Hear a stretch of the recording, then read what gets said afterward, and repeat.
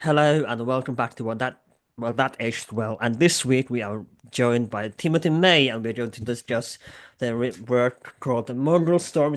I'm trying to hold up there with if a virtual background allows me to. It's not too great for this kind of thing, but it's a gigantic book and on Mongol history, and it's really no other book like this, as far as I'm aware, on the what you're talking about in this book, and it's a fantastic work, and everyone who is fascinated by Mongol history should read it. It's big, but it's absolutely worth your time, and this is why we're doing this in two parts, where we are having Timothy May on the first episode and his co-author of the book, Michael Hope, in the second part, where we are going to discuss in the first episode the conquest and a little bit about women in Mongol history and postal systems in this part. And in the second, we will talk more about archaeology and other sides of the Mongol world. So, and as the book says, it's the Mongol world. And let's begin with, because as it's quite a lot of authors that co-write these chapters, different authors for each chapters, and you of course have written a few chapters yourself.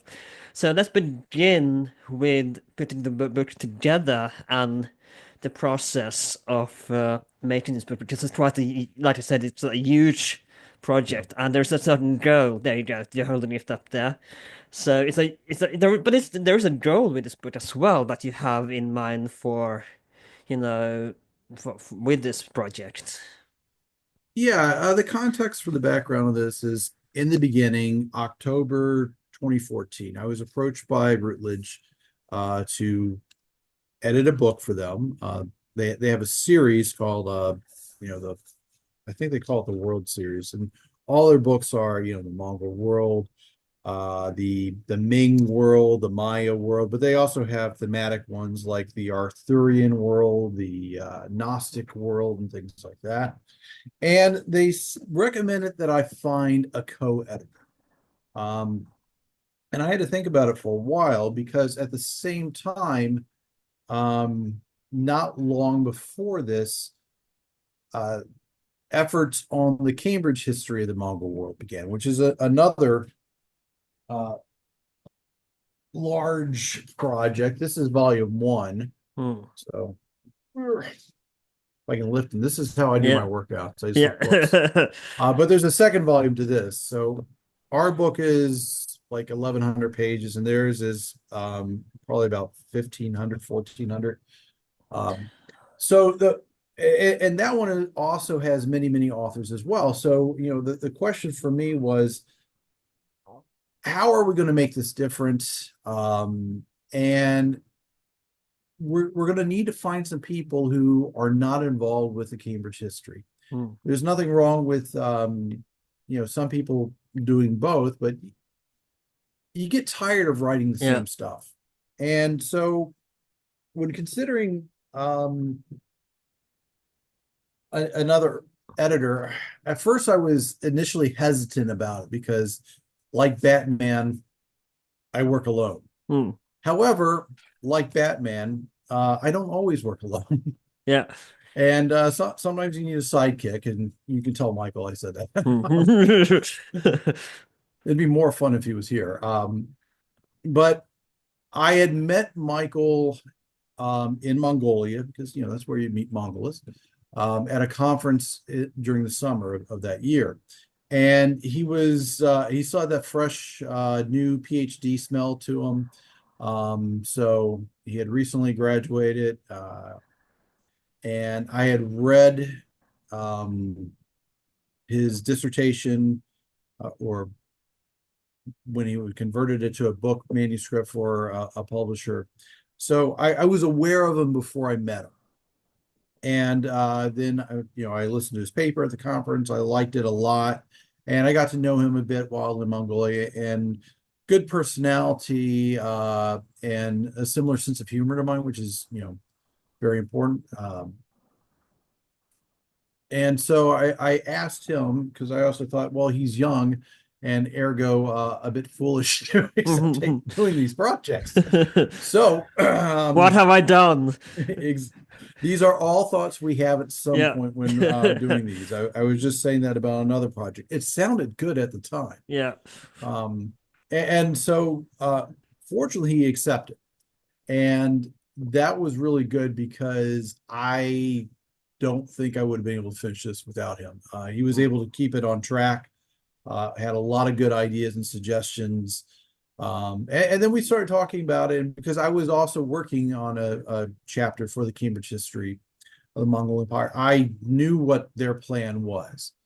And so then we could discuss on how we could be a bit different.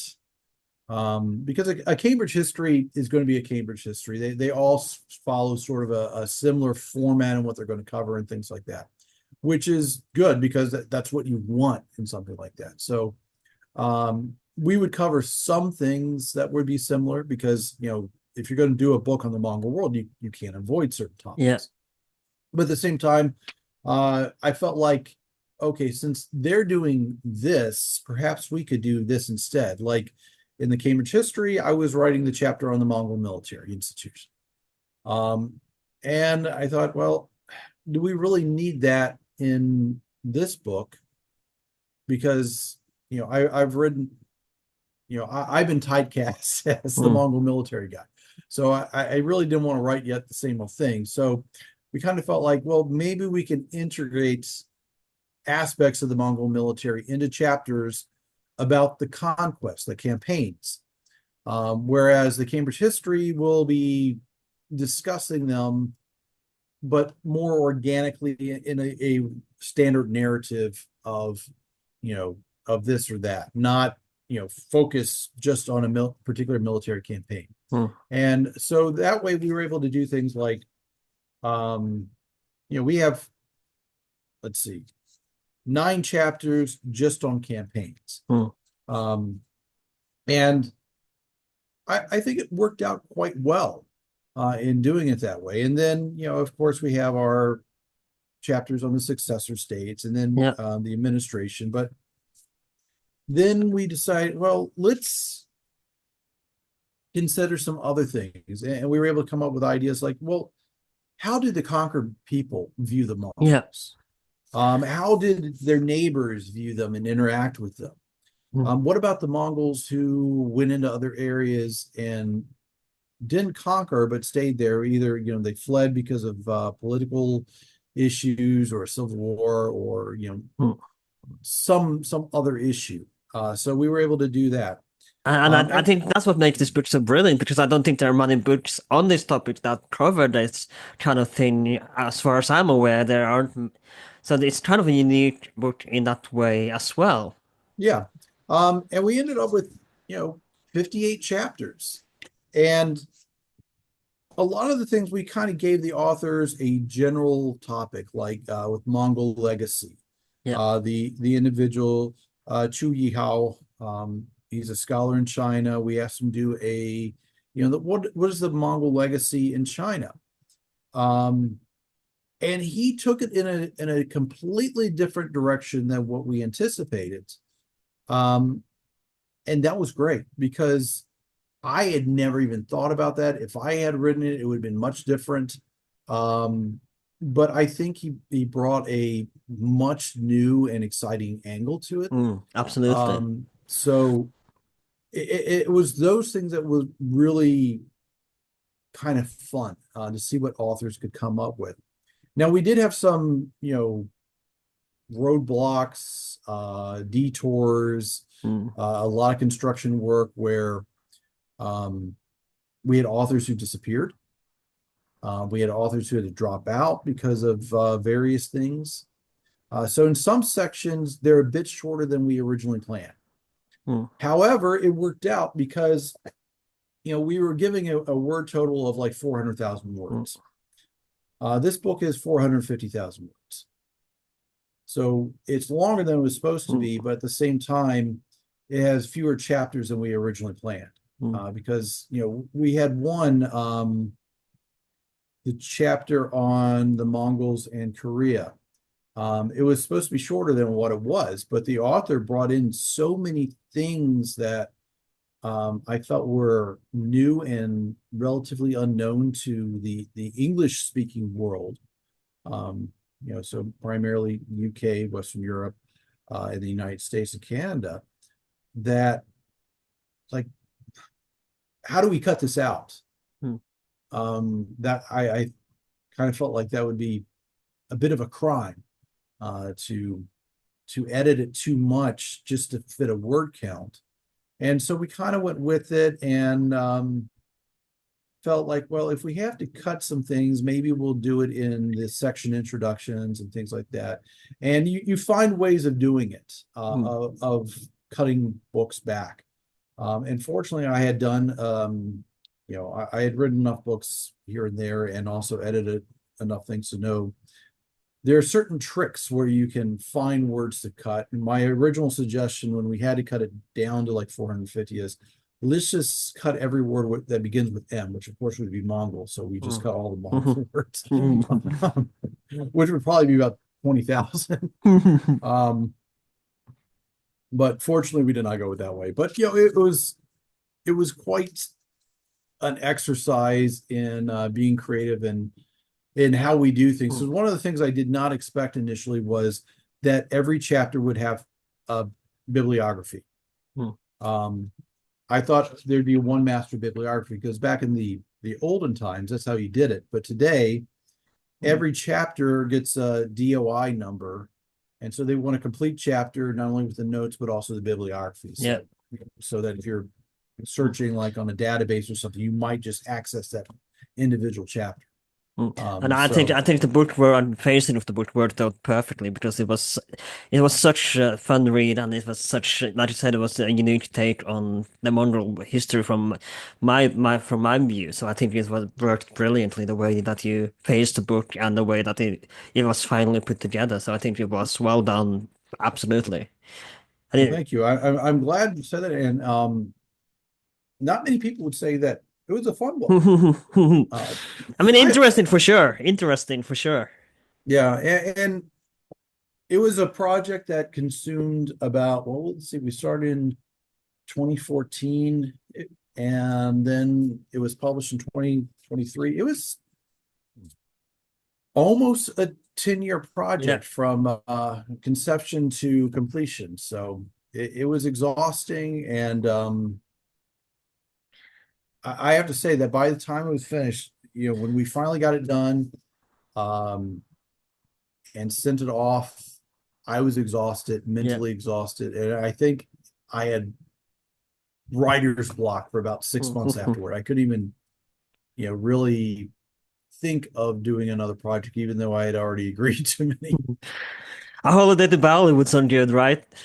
A 6-month holiday to Bali. That would have been nice. That would have been nice. Didn't happen, but it would have been nice. Now, let's get into the topics of the book, of course, and let's begin with the early history of Mongolia before Chingiss Khan. So let's talk a little bit about the area and the history of this geographical area, because like we know, it wasn't united, of course, until Chingiss Khan came along, or Temujin, if you will. So let's talk a little bit about the history before Temujin came into the scene. Sure.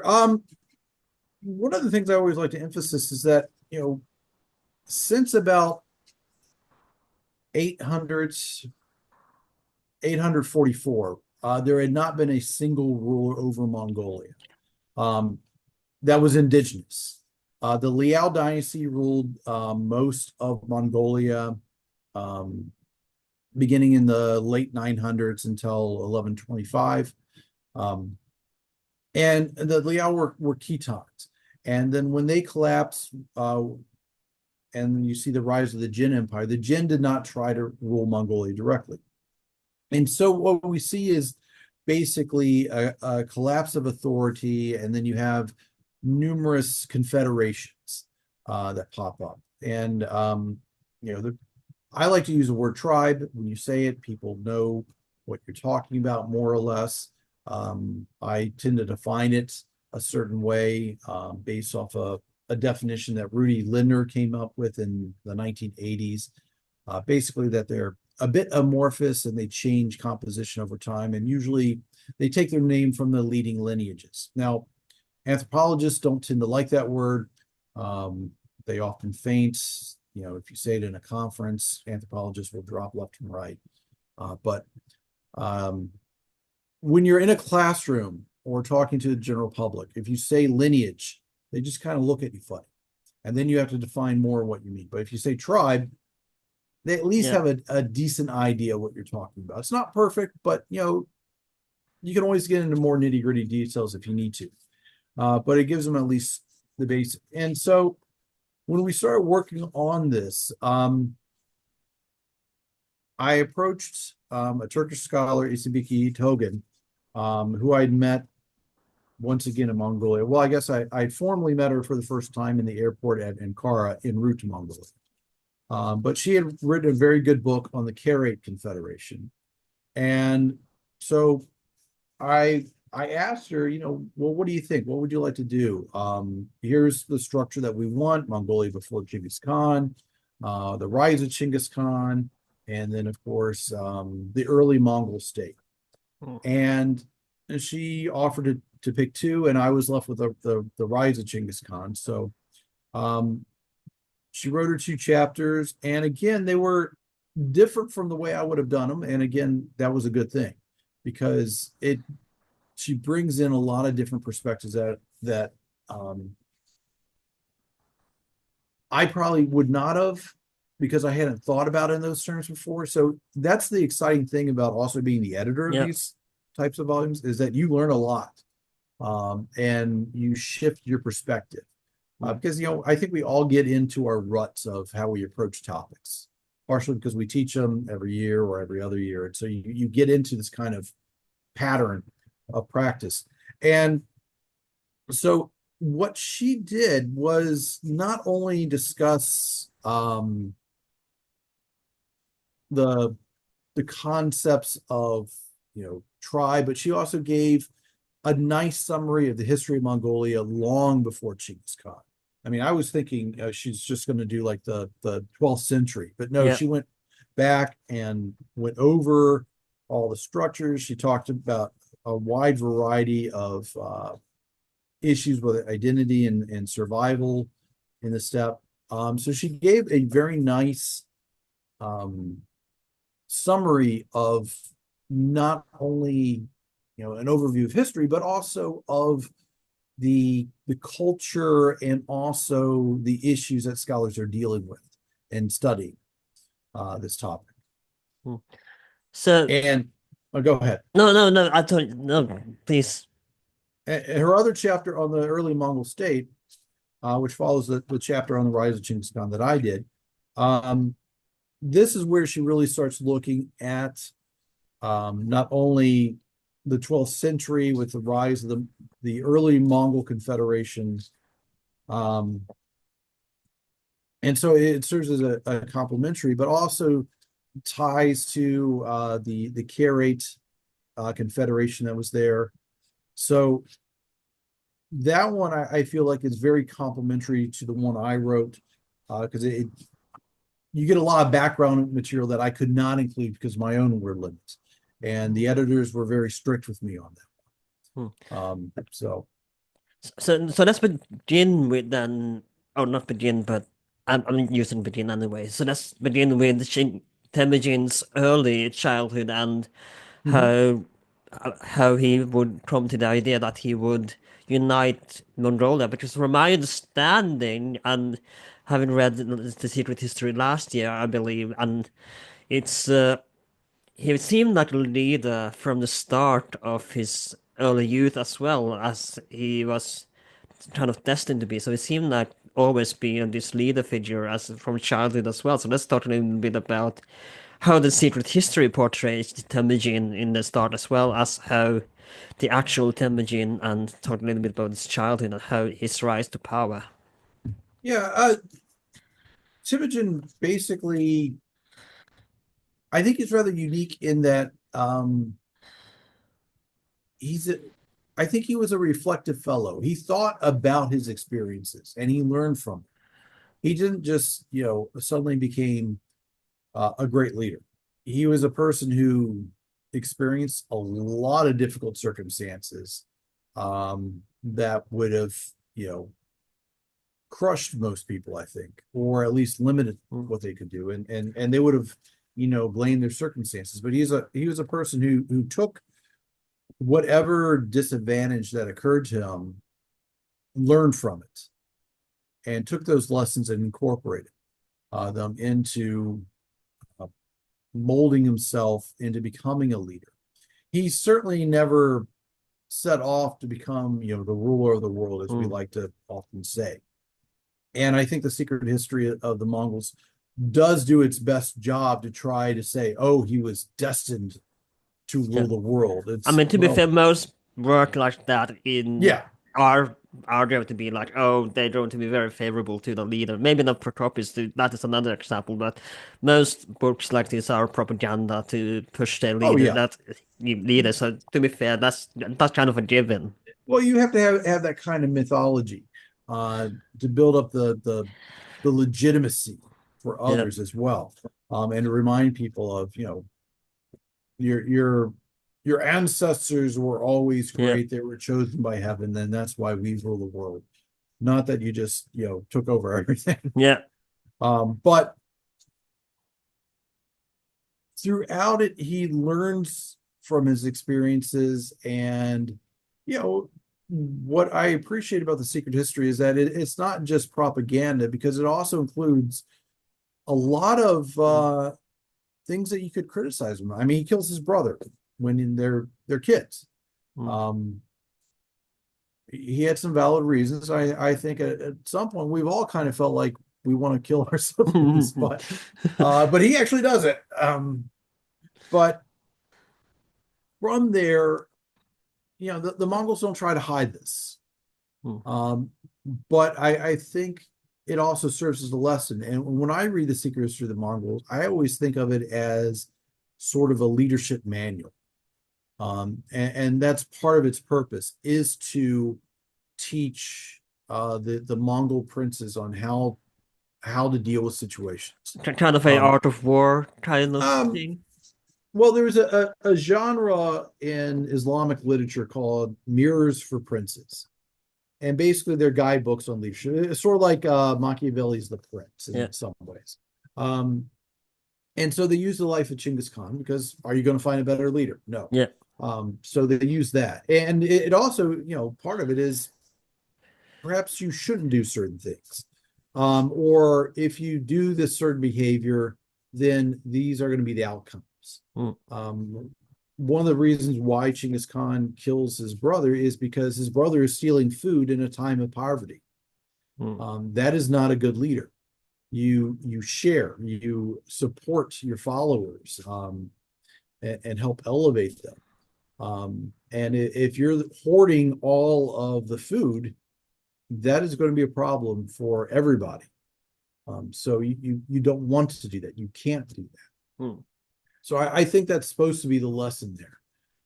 And if you do, then yeah, you possibly should be executed, or your underlings will rise up against you, because Bektor, the brother, was the eldest.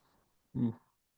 Now, there is also a 10-year gap in Chingiz' life where he is in Yes. exile. So, and of course, for obvious, we don't know much about this 10 years gap. But do you have any guesses what he might have done in this 10-year exile that he goes on? Yeah, we do have one source that mentions he was in the Jin Empire. What he was doing there, we don't know. How he ends up there is basically after his splitting with Jamuka. Jamuka and Temujin go to war for a few reasons, and Jamuka wins, and Temujin is out. Now, the big question is exactly how he ends up in the Jin Empire. Does he flee there? Or is he sold into slavery? Or, is he captured while he's in flight and becomes a prisoner and eventually earns his freedom? I think he probably fled there. And this also occurs at the same time that Togrul, the Khan of the Karaite, and both Jamuka and Temujin's overlord, is kicked off his throne in the Karaite Confederation. So there's a lot of upheaval going on. And so I think the Jin, they saw this kid and thought, well, he might be useful. He doesn't have a large following or anything like that, so he's not really a threat to us. We'll keep him around. And while he's there, he learns something, because after this, he does not lose a battle. So he might have got at least a modicum of military training. That's what he was Mm. doing with Jamuka initially, because typically a Mongol prince, or the son of a chieftain, would learn about war from his father. Well, his father was killed when he was about 9 years old, so Mm. that education was deprived to Temujin. Mm. And so somewhere along the line, he starts learning things. And like I said, I think he was a very reflective fellow. And so he learns not only from his mistakes, but realizes, where there's an opportunity for some education, he takes it. Mm. So let's talk about his return then, and how he comes about to become get this idea that, hey, maybe someone should unify Mongolia. And he does, as obviously we know, he doesn't just stop by unifying Mongolia, but what makes him want to go on even after the unification of Mongolia, that maybe we should expand a bit further and then a bit further, and hey, we're suddenly at the borders of Europe now. So of course it's a little bit different. I'm just simplifying here, but that's Yeah. what gave him the idea that maybe we shouldn't stop at Mongolia, that unification is not enough. We should just take over the entire Eurasian steppe. Well, let's start with the beginning. Again, he doesn't come back to Mongolia thinking, I'm going to unify the tribes Yeah. of the nomads. He comes back basically because the Jin Empire is having a problem with the Tatars, another confederation who used to work for the Jin Empire, but they've become a little bit too powerful. And the standard policy of the Jin Empire, northern China, Manchuria, was to um, their standard policy was they'd always try to break the power of any group that was getting too powerful, that might become a threat to them. And so Temujin comes back to Mongolia as a client of the Jin Empire. So he has their support. And one of the things he does is also help bring Togrul back to the throne. The precise timing of it is either right before or right after 1196. So either 1196, 1197. But he works in conjunction with the Jin Empire to attack the Tatars. So basically a pincer movement of the Mongols coming from one direction and the Jin coming from another. And they crush the Tatars and really hinder them from becoming a military power. But afterwards, he gets a title from the Jin Emperor's representative, which basically he'll get a second title, which we generally translate it as something like barbarian subduing generalissimo, or champion of the border, something like that. Meanwhile, Togrul will get the title of Wang, or king. So this is where we get the Mongolian version of Ong. So he becomes Ong Khan. So King Khan. Mm. No, I don't think he has a predilection for climbing tall buildings, or particularly with blondes, but so he becomes the Jin Empire's man in Mongolia, and Temujin is subordinate to Togrul. Mm. So again, he's not thinking about, I'm going to unify the tribes. He's basically just bringing back, Togrul, who had been a friend of his father's, and he had given Temujin an opportunity when Temujin really had nothing going for him. So he felt he owed him a favor, I guess. And they worked together. But the thing is that Temujin just proves to be such a good leader that he attracts people to his support, particularly among the commoners. Many of his aristocratic uncles or cousins, they're not fans of him because he's a bit of a revolutionary socially anyway. He gives fair shares to the commoners, or better shares, and the aristocrats can't just do what they want. And Temujin's more interested in the talent of people. So a lot of his top generals are people who were servants or commoners, but he recognized that they had skills. So just being born into a status was not good enough for him. And eventually, Togrul begins to view him as his successor instead of his own son or someone else. And succession did not necessarily have to go father son. It could go father to brother, or to a cousin, or it could go to the youngest son or a middle son or something like that. There's no guarantee that just because you're the eldest son that you inherit the throne. Ideally, you want the most capable.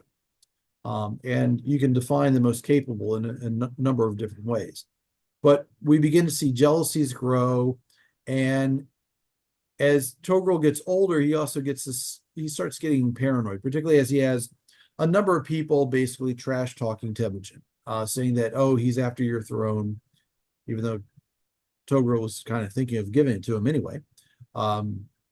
But they play on his paranoia, his fears and concern, and they guilt trip him. And eventually he decides that Temujin's a threat and they should do something about it. So they arrange a marriage. And initially they had rejected a marriage proposal of that Temujin had of his son marrying the, and depending on the sources, either the sister or the daughter of Singum, Temujin, Togrul's son. Wasn't there a kidnapping as well at some point that they rescued some? I don't remember exactly how the story goes, but I That think was there the was. kid. Yeah, that was the kidnapping of Temujin's wife Yeah, Borte, and this was before the breakup of Jamuka and Temujin yeah. as best buddies. Um, so that that was probably around like 1183. Now Yeah. we're talking about 1202. Oh, right. Yeah. And so they propose basically, okay, well, maybe we will do this marriage, but really it's a trap. They want to lure him in and then they kill him. But Temujin's warned that it's a trap. Yeah. And so the next thing you know, we have a war, or a battle at least. And Temujin's actually on the losing side initially. However, his men regroup. They've established a place to rendezvous, so they all scatter and they meet back up there. And the Karaite did not follow up their victory. They didn't hunt him down. They just thought, oh yeah, we won. He's not going to be a threat to us anymore. We put him in his place. But Temujin rallies. He regroups his troops and comes back and attacks the Karaite and soundly defeats them. Togrul has to run for his life. He's killed by someone else when he's trying to find some refuge. Singam has to flee Mongolia into Shisha, where he eventually is kicked out of that, and then he's eventually killed around Afghanistan, either Afghanistan or maybe further north into what is now Xinjiang. It's not exactly clear, but either way, things do not work out for him either.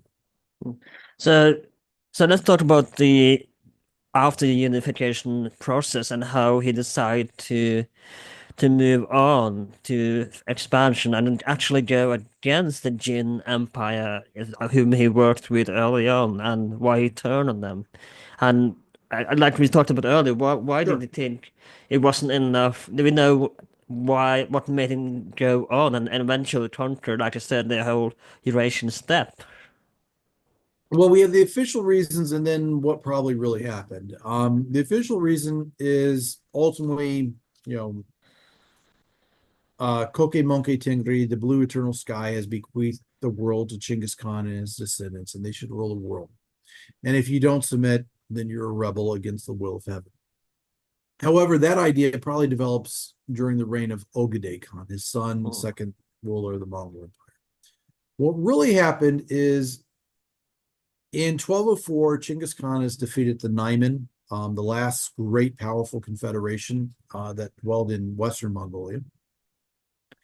However, there are a number of individuals out there who, might challenge Temujin, or if people ever get tired of how Temujin's ruling, they might try to bring these guys back. And he also knows that the sedentary states around him, the Jin Empire, Shishak, Karakite, they all meddle in the affairs of the steppe to try to prevent anyone from becoming too powerful, to be a threat to them. So he takes a few steps to deal with it. One, he's unified all these tribes that have been quarreling and fighting each other. Um, and if left to their own devices, old feuds would probably pop up. And so at some point you got to ask, how are you going to get your guys to work together and be friends? Hmm. Well, why not on a camping trip outside of the Hmm. country, where other people are going to try and kill you? It's a Hmm. team building Yeah. experience. Kind of like what corporate So retreats are supposed to sounds like do. a fun camping trip. Yeah. And it's kind of like, you're watching a bunch of kids, kindergartners, and it's raining inside. They find the cappuccino maker, the energy drinks, and a bunch of sugar snacks. Mhm. If they stay inside, Mongolia is our house, they're probably going to tear it up. So what do? You send them outside to play, destroy Hmm. the neighbor's yard. I'm sure Um, Chingiss would love that comparison. yeah, undoubtedly. So they raid into Shisha because that's where Singham went, so they want to find out what's going on with him. But they also know that Shisha Hmm. in the past has supported Karaite princes, so it's a logical place to start with. Also, it's a wealthy state, so there's plenty of loot for his men to keep them happy. And it keeps the army busy. So it's not, getting Yeah, bored and restless within. And yeah, this gives him an opportunity to start organizing his state. He chases down refugees that have fled into what yeah. is now Kazakhstan. And eventually he starts eyeing the Jin Empire. Hmm. Now, initially, you remember, And he's a client of yeah. the Jin Empire, but that emperor died. And And if you no longer feel obligation to him. right, and the guy who succeeds him is a person that Temujin knows but has no respect for. Whereas the other guy, you get the sense that he knew not to mess with him. That this was an emperor Hmm. who, if you angered him, you would definitely Yeah, know that he was upset. yeah.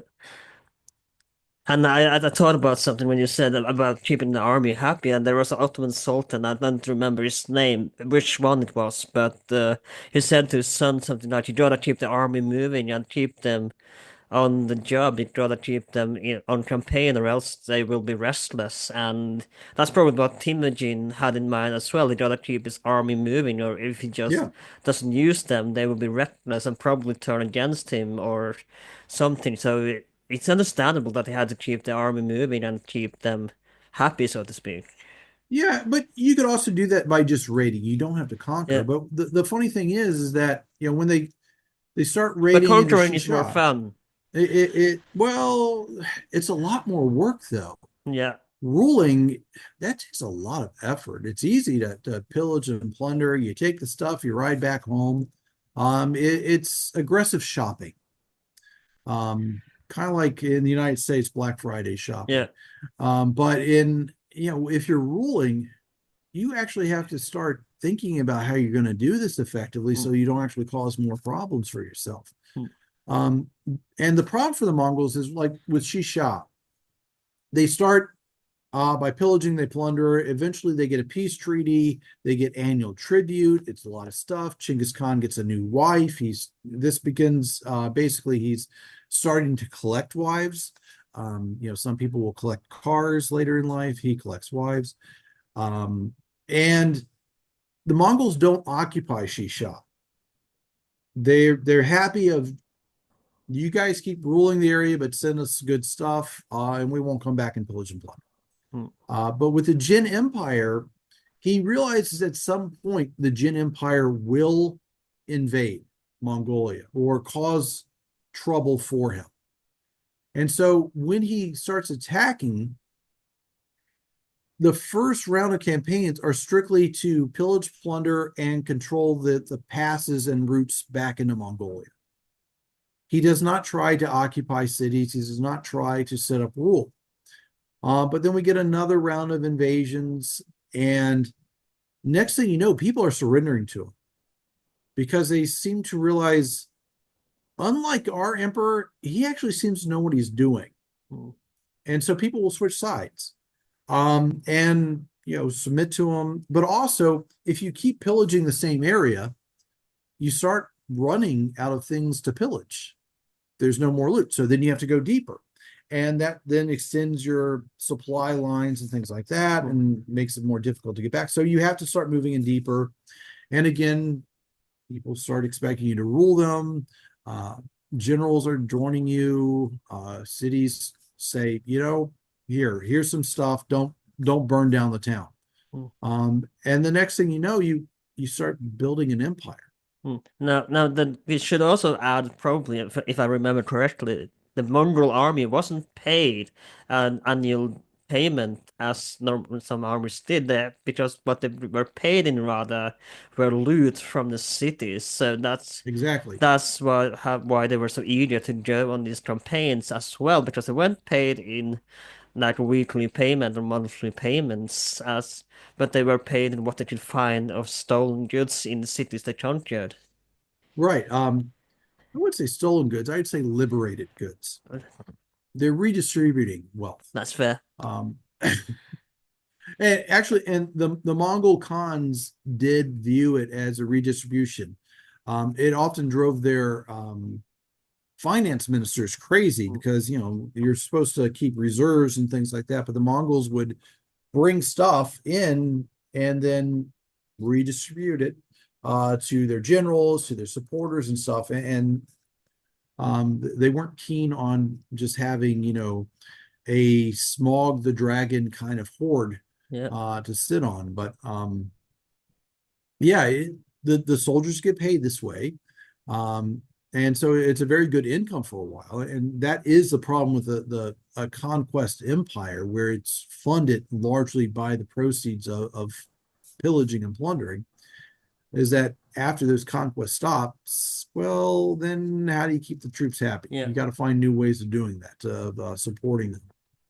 And another thing is I want to discuss as well is the raising of the city. And we discussed this in my episode about Tamerlane a few weeks ago, where there's a certain logic to why they would raise a city, because, while there are nomadic army, if they had to you say a garrison of 10,000 people in each city they conquer, they would by the time they get to say Europe, for example, they would have no army left. If they had just needed like 5 or 10,000 in each city they conquered. And while it's a brutal way, it's just the fact of the day that if they raise the city, they and this was the same in Tamerlane's time as well, that if they had no garrison they could leave behind because they needed the garrison force Yeah. to conquer. So that's one.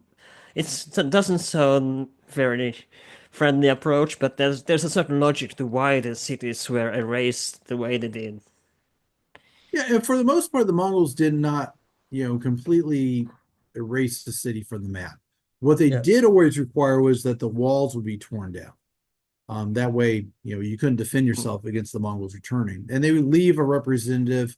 Now, this representative probably was not an actual Mongol, but a local who had, agreed to work as the Mongols' agent.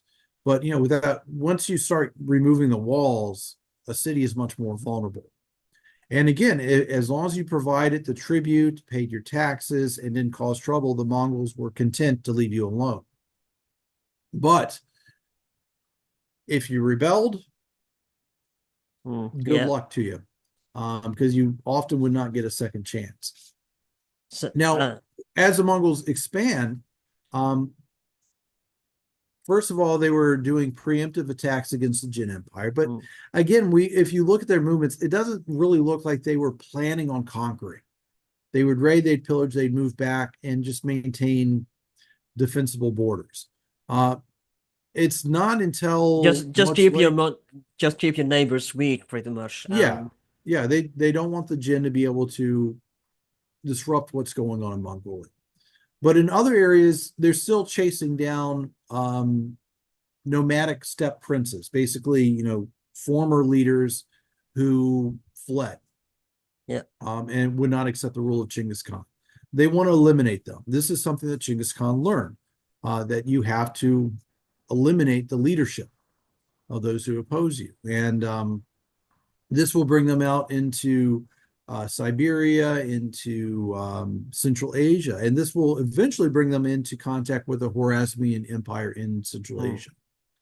And that starts off as a trade dispute. Again, there's no Yeah. real evidence that Chinggis Khan wanted a war, but when the caravan that he financed is massacred, Mm. and he tries to resolve this matter diplomatically. We want the restoration of our goods, and we want the guy who ordered this. When that doesn't happen, then it's war. And Mm. so he puts the Jin And Empire on hold to attack the Khwarezmians. we And should this is a war of vengeance. sorry to interrupt you, but we should also add that in Mongolian tradition, killing the and of course in general killing envoys was a really bad thing, but the Mongols were really really important. They were really kind of say I wouldn't say sacred, but they were very killing envoys in Mongol tradition was a big no-no, and they Yeah, took that personally. very personally. Because it's a representative of the ruler. If you're killing his envoy, basically you're saying that you'd be willing to kill the ruler. Yeah, Um, so yeah, once you do that, your fate is sealed. It's war. There's no more negotiations. And you can definitely tell in this one, again, the Mongols are on a campaign of vengeance. But even in the Khwarezmian campaign, they, they wiped this empire from the face of the earth. There's a reason why the Khwarezmian Empire is the greatest empire you've never heard of. Um, mm.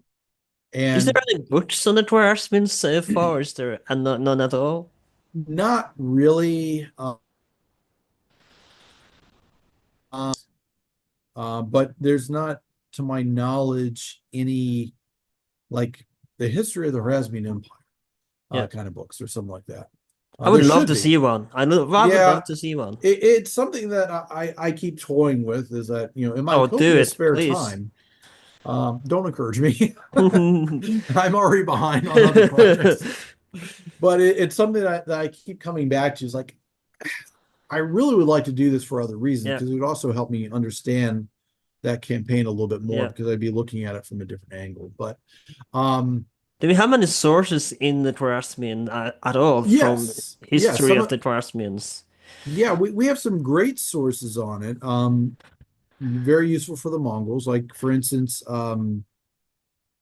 Nasawi, he was a secretary in the Razmin Empire and hung out with Jalaluddin a lot. And so we have the life of Jalaluddin, the son of Muhammad Horezm Shah, written by Nasawi. It gives us a lot of details, not only about that time period, but also events leading up to it. Juvayni, Now I really want a book on the Dwarfsmen Empire. yeah, and Juvayni has a nice history of the Razmin Empire in his history of the world conqueror, the Tariki Jahan Gusha. And you can kind of tell he admires Jalaluddin.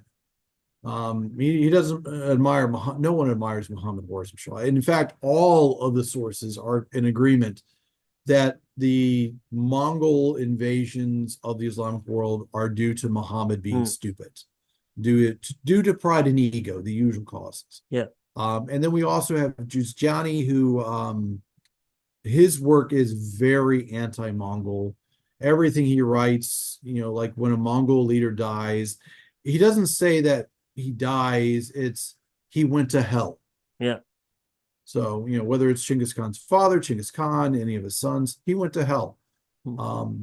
Not a big fan of the Mongols, but he flees the Mongols and eventually ends up in India at the Sultan of Delhi.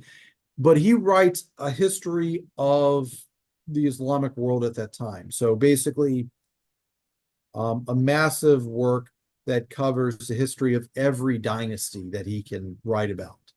Hmm. So we not only get the Khwarezmians, but also the Ghurids, all the events leading up to the Mongols. So we have at least a good basis to start with. And then there's also some local chronicles that can be tapped into. Hmm. So the materials are there. It's just that, this is unfortunately, it's just not a place that gets a lot of attention because it was sort of a flash in the pan. Yeah. Now I want to go back a little bit to Shinji's. We're going to move on soon, but I want to talk a little bit about him as well, because I think there is a problem. And we had a few years ago Maurice Rosabi on, and we had him back as well to talk about Kublai Khan, and I'm delighted that he wrote a chapter in your book as well Mhm. on the One Dynasty. But we talked about in our episode on Genghis Khan that Genghis actually did not participate as much as people think in the conquest. He was more back home administrating in the newfound empire and the new conqueror. So what are your thoughts there? And what are your thoughts on the accusation? I wouldn't throw accusations that of the massive amount of rape that he did on campaigns, and that there are so many percentage of the world that descends from Chingiss Khan, and this myth that he did this mass rape on campaign, and that he and Maurice Rosabi's view is that he actually was more of an administrator, that he didn't actually campaign too much on the campaign trails of the Mongols. Oh, I definitely disagree that he was just an administrator. If you actually look at when he is on campaign, um, after a certain point, about I think in beginning around 1209, he's only in Mongolia until his death for 6 years, or roughly 6 years. The rest of the time, he is on campaign against the Jin Empire, Shisha, or in Central Asia. He leads armies in the Urasian campaign. He leads armies in the Jin Empire. He gets wounded in the Jin Empire. So he leaves the governance of the empire to his wife Borte and his younger brother Temuga Ochigen um, while he's on campaign. So he's quite active on campaign. Hmm. As far as X number of the world population being descended from Chingiss Khan. Well, certainly there was a lot of RPP, rape, pillage, and plunder. Hmm. Um, but also he had a lot of wives, he had a lot of concubines, and he had a lot of sons, and he had cold Mongolian winters. Um, and you got to do something during those times. So he does have a lot of children. Now, the genetic tests that's been done, no one is 100% certain whether that was actually him. I mean, not exactly him, but one of his offspring. And that number has been really exploded and uh, sensationalized over the year. And, Yeah. and you'd be surprised how many people I know who have sent off their DNA and they're descendants of Chinggis Khan allegedly, Hmm. or at least they think they are. So I don't think it there's is. any descendants of Genghis Khan in me, I'm afraid. It's yeah. I don't think so either for myself, but it's they're definitely there's definitely a lot of people who might be descended from people from the Mongol Empire. Hmm. Whether they're Chingissids or not, I think that they're still working that out. It was hypothesized it could have been. Um, it's just one of those things that there was a study and then it got out into the popular world and it's kind of exploded Hmm. into a almost an urban myth. Hmm. And soon we'll have reports that there are alligators in New York that are descended from Chinggis Khan. Hmm. It's just taken on a life of its form of its own. Now, before we go on to the conquest of the Islamic world, and we kind of talked again, I'm referring to my episode on Tamerlane as well, but we kind of talked about and you refer to this as a blitzkrieg, which has gotten some criticism from the academic world, but I want to talk a little bit about the geopolitical area of the Eurasian steppe and why it was so easy for the Mongols to actually conquer, because if you, and again I've said this before, but if you look at the picture of the Eurasian steppe, it's quite flat and almost desert-like in large amount of the area. So if you look at the geopolitical situation of the current time places they conquered, and it's you can understand why it was so easy to do the conquering. And as well, Peter Frankopan in his book The Earth Transformed contribute as well to climate change as one reason why why they were able to conquer the area because of the climate change at the time. And what are your thoughts and why did you choose to call this a blitzkrieg to use the modern term? I don't call it a blitzkrieg. I say it was similar to a blitzkrieg, but I describe the Mongol expansion. The Mongols basically developed a method of expansion, which I term the tsunami method or tsunami warfare. Hmm. And how it works is basically the Mongols invade. You have to imagine it like a tidal wave or tsunami hitting an area. So you have this massive force hitting, destroying, and then eventually those waves recede. And some areas are still going to remain flooded. That flooded area is what the Mongols will annex. But there's also a swath of destruction around it, basically creating a buffer zone or a desolate area. So the Mongols are then protected because they weaken their neighbors. So the Mongols don't have to station huge numbers of troops. They don't have to garrison the frontier like many empires would, because there's no one who can threaten them. Because they've already, created this cordon sanitaire. And the units that will be placed on the frontier are tamas.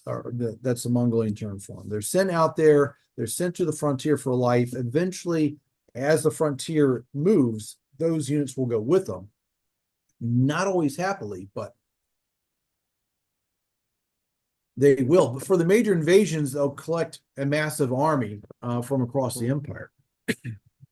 Excuse me. So it becomes a family affair. And it works quite well. This is the way that they're able to fight on various fronts without overstretching themselves. Unlike in many empires where we see they expand, and then they overstretch, and that empire will not be very stable. The Mongols create a stable area, and it works quite well. And behind the Tama, that territory that was recently conquered is slowly incorporated into the imperial state, with a civil administration coming behind it. And again, it's not a perfect harmonious process, because some of these Tamas, they're out on the frontier basically as military governors for decades, and then they're told, okay, time to move. Well, you and the next generation have established a life there. They're quite comfortable. They're quite happy. And then you have to relocate. They're not always thrilled about it. Let's see. I think I'm forgetting the second part of your I think it question. was the geopolitical area of the Eurasian Okay. steppe. The Eurasian steppe. Okay, so it was not an easy conquest of the Eurasian steppe. People look at the map and say, "Oh, it's empty. It's steppe land. There's just nomads." No one has a freaking issue with British claims of Canada when you look at the map that's filled with red. It's like, did you go out and subdue each moose individually, or in Australia? You had Aborigines and kangaroos. Okay, I'll also say the saltwater crocodiles. Those, but you plant a flag, or if you I don't know if Norway you get this, but like you look at a map of the New World with the Spanish conquest. The Spanish claims went all the way up to Canada. Did the Spanish go all the way up to Canada? No. But yet we fill in these maps like they did. I'm sure if you went up into Wyoming at the time and said, "So I understand you're part of the Spanish Empire," they would have looked at you like, "The who? What are you talking about?" But with the Mongols, there are people in the steppes. They're fighting them. They're the Kipchaks. The nomads are among the most difficult opponents of the Mongols because, one, they fight like the Mongols, and two, if they lose, or if they think they're losing, they move. And the Mongols don't view at least early in the empire is about controlling people. It's not just territory. It's not, oh, we put our flag here. We can't give it up. No, these are our people. We claim these people. And this is going to be their justification on many occasions, is that groups of nomads flee into another territory, and the Mongols view them as ours. These are our slaves. These are our people, because they have set themselves up to be the rulers of other nomads. And at least early on, all the nomads are being incorporated into the Mongol Ulus. The Ulus means people. The Mongol people themselves. They're becoming Mongols. And so the fight against the nomads in the eastern steppes, basically up to the Volga River, it's a tough fight. They're not going willingly to the Mongols. It seems like it's a very easy struggle because we don't have a lot of sources that give in-depth details about those conquests.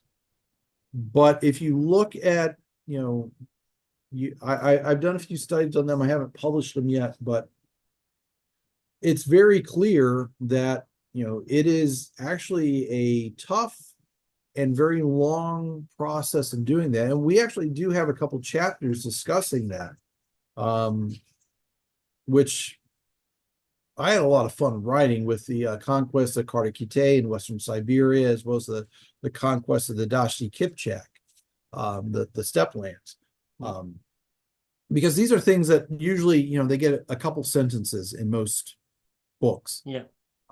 Because again, you kind of overlook them because they're not the great cities. Our most works on the Mongol Empire do tend, and I'm guilty of this as anybody else, is we slip into a sedentary centric focus, where we look at Mongol activities in China or Iran or Europe.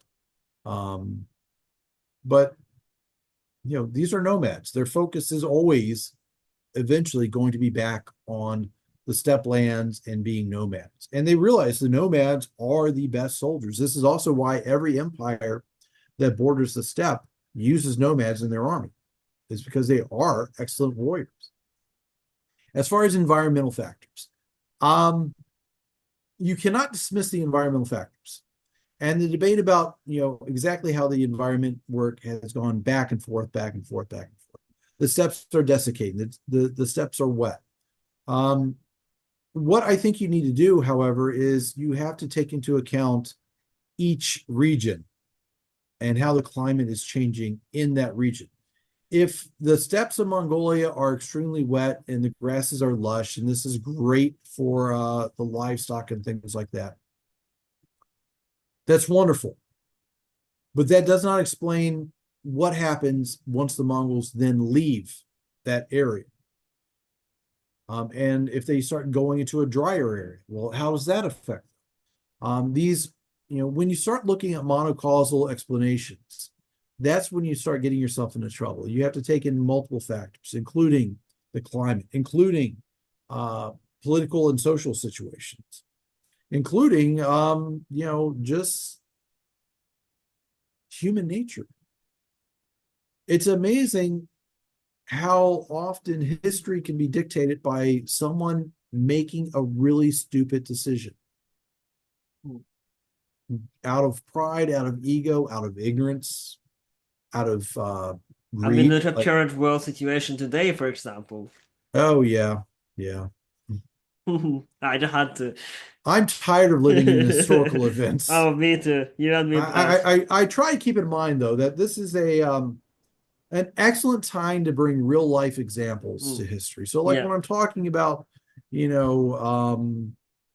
well, why the Mongols got rid of tariffs as they expanded, and that brought the cost down.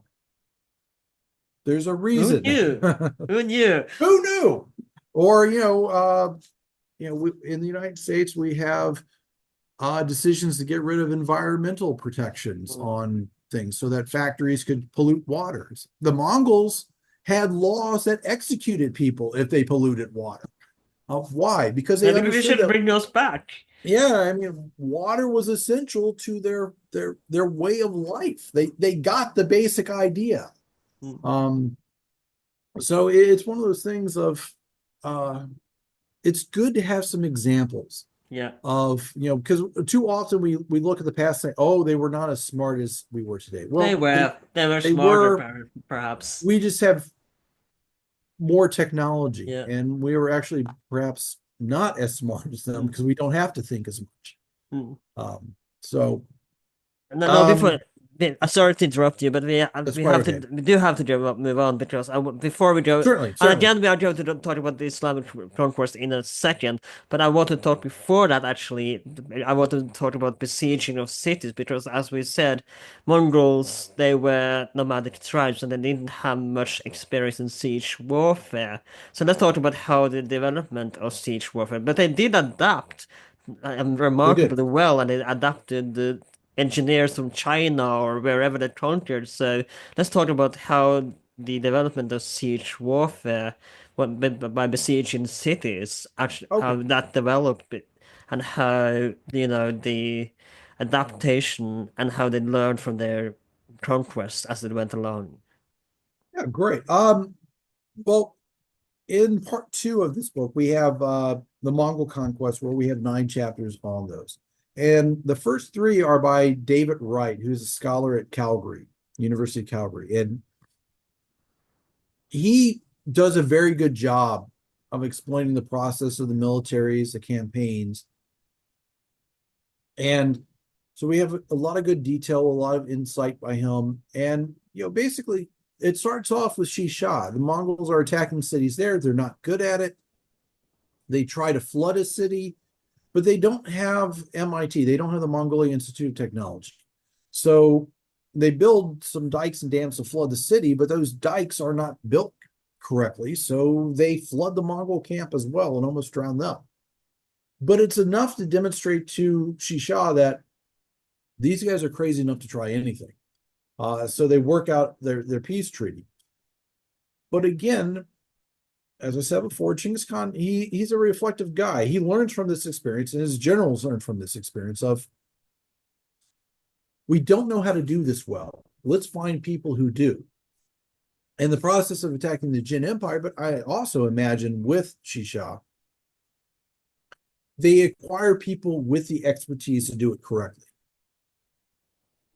And when the Mongols do attack other places and capture it, what they will do is they will sort the population and look for people with skills, skilled craftsmen, things like that, who might make good stuff for the Mongols. They get sent somewhere to work. But people who could serve as siege engineers or carpenters to build stuff for warfare, they'll go with the army as well. And so they acquire talented people. Some people join them voluntarily.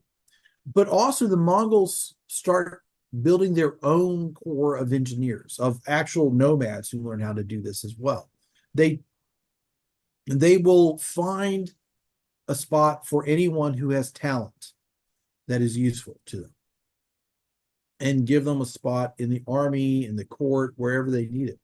So they develop a very robust corps of engineers for siege warfare. And soon sieges become, sort of an easy thing to do. And we see this in like Zhengdu. They figure out that, okay, this city is just too big. We cannot possibly surround it. And also, most of the cities of the Jin Empire are pounded worth all walls.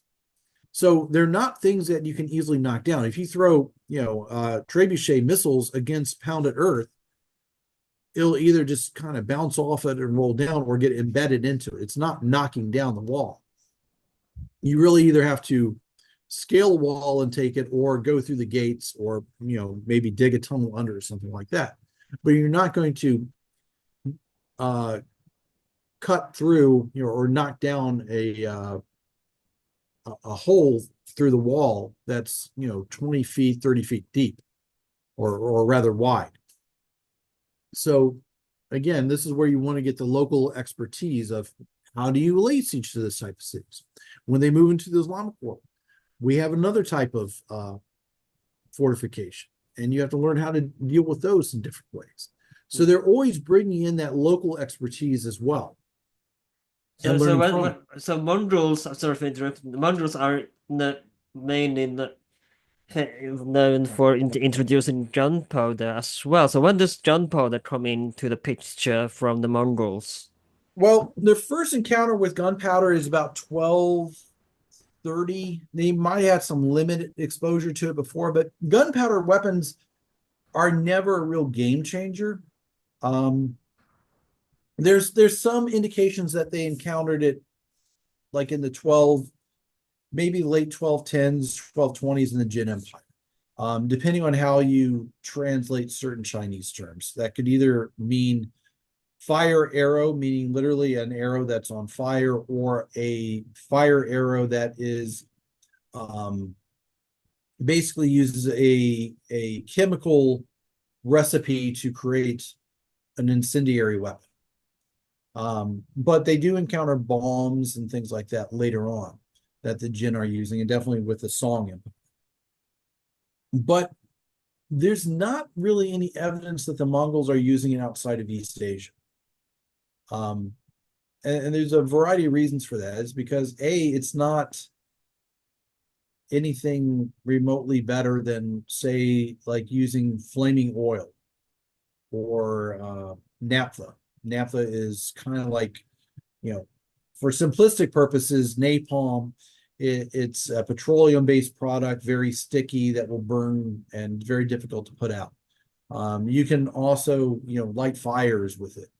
You hurl casks of it or jars of it, and then shoot flaming arrows, and you'll set something on fire. The bombs, yeah, they're great, but if the gunpowder gets wet or ruined somehow while you're transporting it, then you just carried a lot of stuff for no reason. And it's also kind of bulky and heavy to carry when you're transporting it across the empire. And the recipe,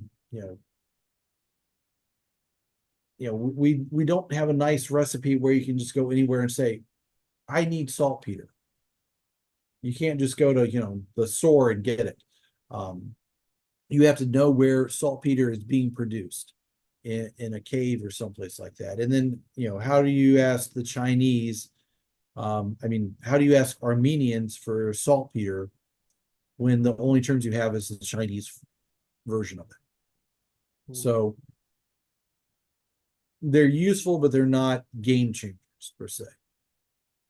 Not yet. That won't happen. The first cannon will not be invented until about the late 1280s, I believe. And definitely in the 1280s, and then they slowly become more prominent.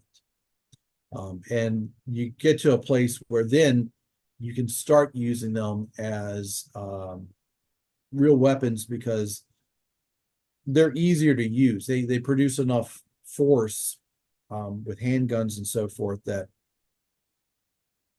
great precision is not necessary.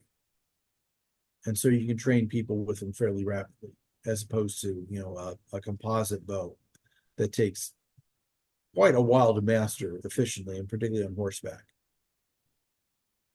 So that's no, I've been stalling this for a while, but let's finally get into the conquest of the Islamic world. And Okay. like we talked about earlier, we're going to talk about the Kievan Rus invasion as well afterwards. And we talked for quite a while already, and I could gladly talk a couple hours more if it's up to you in the end. But let's begin with the invasion of the Islamic world and then talk about the Kievan Rus invasion of the Mongols. But we said talked about earlier that it was began by the Khwarezmian Empire. So let's talk a little bit about how the invasion from the Khwarezmian and then go further on the Islamic world. Okay, with the Urasian Empire, the Mongols attack various points, including Otrar, where a caravan is taken. And they take Otrar fairly quickly. They capture the governor, and the Mongols demonstrate a sense of whimsy because this is a guy who robbed them basically. So they figure, well, you're a very greedy person, so we will sate your avarice by pouring silver into all of your orifices. So you can have as much as you want. So, imagine that being killed by people pouring molten silver down your throat Hmm. and in your nose and eyes and I ears. mean, if you've seen the first Game of Thrones season, I think you can. I have a Yeah. fairly similar picture of Viserys that in Game of Thrones from that description. Yeah. My students would bring that up all the time. It's like, oh, they did that in the Game of Thrones. Like, yeah, a lot of what Martin did was not, original. He's pulling examples from Yeah. history and all these things. Like, I mean, Um, it's based on the Wars of the Roses, and yeah, so yeah, yeah, he's definitely done just some with research on dragons. things. Yeah. Wait, dragons aren't real? No, wait, they are? I always thought they were. Let's So say they are real. Let's say they are okay, real. let's say they are. There might be some hope for something I mean, technically, something different. dinosaurs are dragons, aren't they? Flying Yeah, yeah, dinosaurs. yeah. I can go with that. Um, and from Otrar, we also have Chingiss Khan. He goes through the Kizilkum Desert. He appears at Bukhara, basically 300 miles behind enemy lines, and takes that. We get the great speech where he ascends the pulpit and says, I am the punishment of God. If not for the sins of your rulers, God would not have sent a punishment like me. He probably never said that, but it's a hell of a speech. But it really shows the ideas of the Muslim intellectuals at the time. They're trying to grapple with, why are bad things happening to us? How can the world of Islam be under assault like this? Yeah, And that's the neat thing, is that wherever the Mongols go, um, their appearance and their destruction is being explained as a punishment from God. yeah. They're seen more as a force of divine retribution or vengeance, or the coming of the apocalypse, or simply a natural disaster, rather than just bad neighbors. And it's kind of ironic then that the later Ilkhan, which we'll talk about a little bit later, actually adopt Islam as their religion when they're seen as punishment for their Yeah, religion. It's and kind of ironic in a way. it is. And also with that, again, we'll have Muslim thinkers trying to rationalize all this. Is like, okay, so there it seems bad at first, but ultimately the appearance of the Mongols is going to be good, because it will eventually expand and strengthen the Islamic world. There's a lot of mental gymnastics that people do to rationalize the conditions of the world that they live in. With recent examples of, in the United States, for instance, tariffs are going to hurt right now, but eventually it's all going to be good. Yeah, buddy, you keep telling yourself that. But we get, people who will rationalize in order to cope with any situation that's Yeah. going on, and to also explain why something happened that fits their worldview. That's just something that happens in nature. And with the Mongol invasion of the Urasmian Empire, as I mentioned before, they conquer basically the area of Mawar Nahar, or Transoxiana, whatever you want to call it. I prefer the Islamic name because that's what they call it. And essentially modern Uzbekistan. But they had armies that went into Iran, into what is now Turkmenistan and Afghanistan. They completely destroyed the world of the Urasmian Empire, but they only kept a small portion of it. And it's not until 1230 that they send armies out again, and start taking over Iran. Part of their mission is to hunt down Jalaluddin, because he's come back from India after fleeing there. He's the last Khwarezmian prince. He offers a symbol of resistance against the Mongols, and potentially could be dangerous to them. And this leads to the Mongols securing the submission of much of Iran, much of it rather peacefully. Because the thing about Jalaluddin is that he's a great warrior, and a pretty good leader on the battlefield, but he does not play well with others. He antagonizes all of his enemies, so that at one point he tries to rally the the Sultan of Aleppo and the Seljuk Sultan of Rum with him against the Mongols. But they're like, no. And if I may use this, Be I my think guest. psychological term, he's such an asshole. They don't want anything to do with him. They'd rather have the Mongols take him out because he's a nuisance to them. Um, and that's exactly what happens. The Mongols will chase him down. Allegedly, he's killed by Kurdish peasants. I have some other thoughts on that, just because I find it a little bit difficult to believe that Kurdish peasants killed arguably one of the greatest warriors of the day, and basically, well, they robbed him, killed him. It could happen, but it's not like today where someone with a gun could easily kill the greatest fighter of our era or something like that. But they're the ones with his clothes, so they're the ones who tell the story. Now, I want to talk a little bit about Islamic chronicler at the time, and one main source for the Islamic invasion as well as early Mongol history, and that is, of course, Rashid al-Din. And Mm-hmm. let's talk a little bit about his work and contribution to the Mongol history and how where his sources come from as well when it and its reliability. Like you said, there was a lot of anti-Mongol sentiment, but he doesn't seem, from my understanding, reading your book and other works, he doesn't seem to be too anti. He doesn't seem more neutral in his chroniclers on the Islamic conquest. And let's talk a little bit about Rashid al-Din's contribution to Mongol history. Yeah, Rashid Din is a remarkable fellow. He was a doctor. At one point, he was Jewish. He converted to Islam, and eventually he becomes the perhaps the second most influential person in the Ilkhanate, the Mongol Ilkhanate of the Middle East. He becomes essentially the minister of state, the prime minister, if you will. Hmm. And he also writes the Jamiat al-Tariq, the Compendium of Chronicles. And that has been translated into English, or at least a large chunk of it has been, by Wheeler Thaxton. And it is a remarkable work. There is some question whether Rashid ad-Din actually wrote any of it. Stephen Kamala has written a lot about Rashid ad-Din and has really analyzed the work and believes that actually he stole it. Mhm. Basically, he assembled a team of He did writers. a Tesla.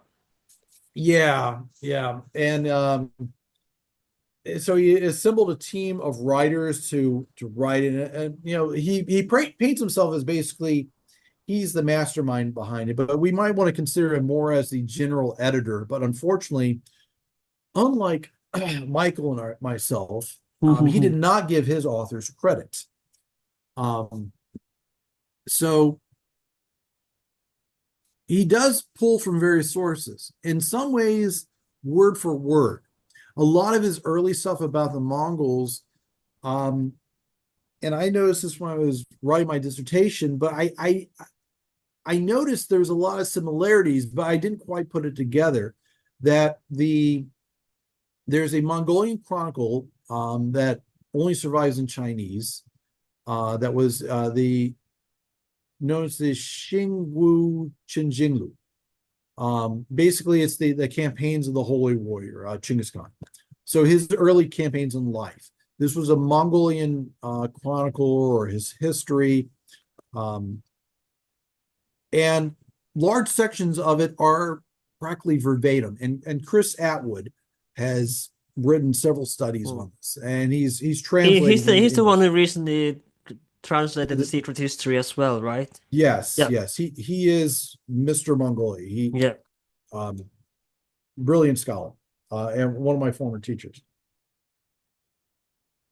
And also, and this has been well known for decades, is that many sections are lifted directly from Juvayni, earlier Persian scholar, who ended up as the governor of Baghdad after the Mongols captured it. So he borrows heavily from other scholars.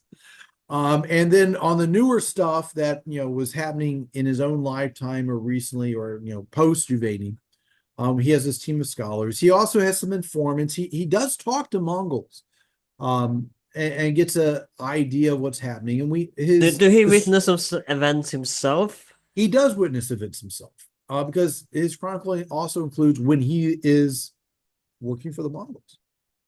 Hmm. So we can't say that he was not involved. I think that would be dismissive for him to just try to that he had nothing to do with it. If nothing else, he's the one who he's the chief editor. He brought it all together into this.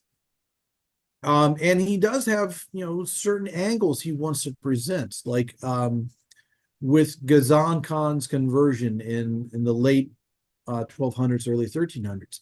He's deliberately also depicting it in a way that basically he's making Ghazan very similar to Muhammad, in that the conversion of Ghazan to Islam is bringing to the end a period of Jahiliyyah or ignorance and bringing in a more enlightened age. Um, so we see certain angles of that, and this is why it's always useful to know. You know, you have to know about Islam. You have to know about other religions as well and other historical traditions to really catch all the nuances of these sources. Hmm. So Rashid ad-Din is invaluable, regardless of who actually wrote the pieces. The fact that he's bringing in all these various sources also tells us a lot about the era. That the Mongols knew their history. They appreciated their history, and the fact that this guy is trying to write arguably the first history of the world,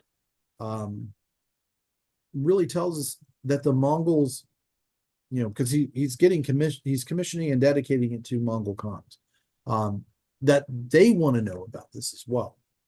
He's not just doing it, well, I got nothing to do on a Thursday night, so I might as well write a world history. Yeah. Not like you could watch a movie or anything back then. Yeah. So let's talk about, we're going to move on to the conquest of Kiev and Rus next, very soon, but I want to end the Islamic conquest. And if you want to learn more, you should absolutely buy the book on the Mongol World, because this just so much more detailed than we get to do in this podcast. But so absolutely go check it out. But let's talk about the conquest of Baghdad, and we talked about this in our episode on the Mongol Storm with Nicholas Morton as well. And I'm sure you would get there as well, but the loss of scientific research in House of Wisdom, while it was devastating under the siege of Baghdad, the Mongols, as Nicholas Morton pointed, also adapted, like we talked about earlier. They adapt a lot of stuff. So as a lot of scientists, kind of in the Operation Paperclip style, they do adapt, kidnap or adapt a lot of scientists to use for their own scientific research as well. So it wasn't, while it was devastating the siege of Baghdad, they do as well, and again adapt a lot of scientists here. So let's talk a little bit about the siege of Baghdad and the loss of House of Wisdom and the consequences of the siege of Baghdad and the final fall of the Caliphate of Abbasids. Well, the siege of Baghdad is one of these great dramatic incidents in world history, because you have the end of an empire or dynasty that has existed by that time for about 500 years. And the level of destruction is both exaggerated and understated. Because we get these great stories of, oh, the Mongols, they took the cities and they destroyed what they did not understand. They took the books from the libraries and threw them into the Tigris and Euphrates River, and the rivers turned black from the ink. Well, maybe some books got thrown in, but the Mongols had a guy with them who pillaged the libraries of Baghdad. He didn't destroy them. He took them with him. Now, there's a guy named Nasiruddin Tusi. He's a great scientist and astronomer. He more or less figured out the Copernican theory before Copernicus was ever alive, 200 years earlier. And he was also Hulagu's astrologer. So we have one of the greatest astronomers of the age. His main job duties is astrology, figuring out what the stars say.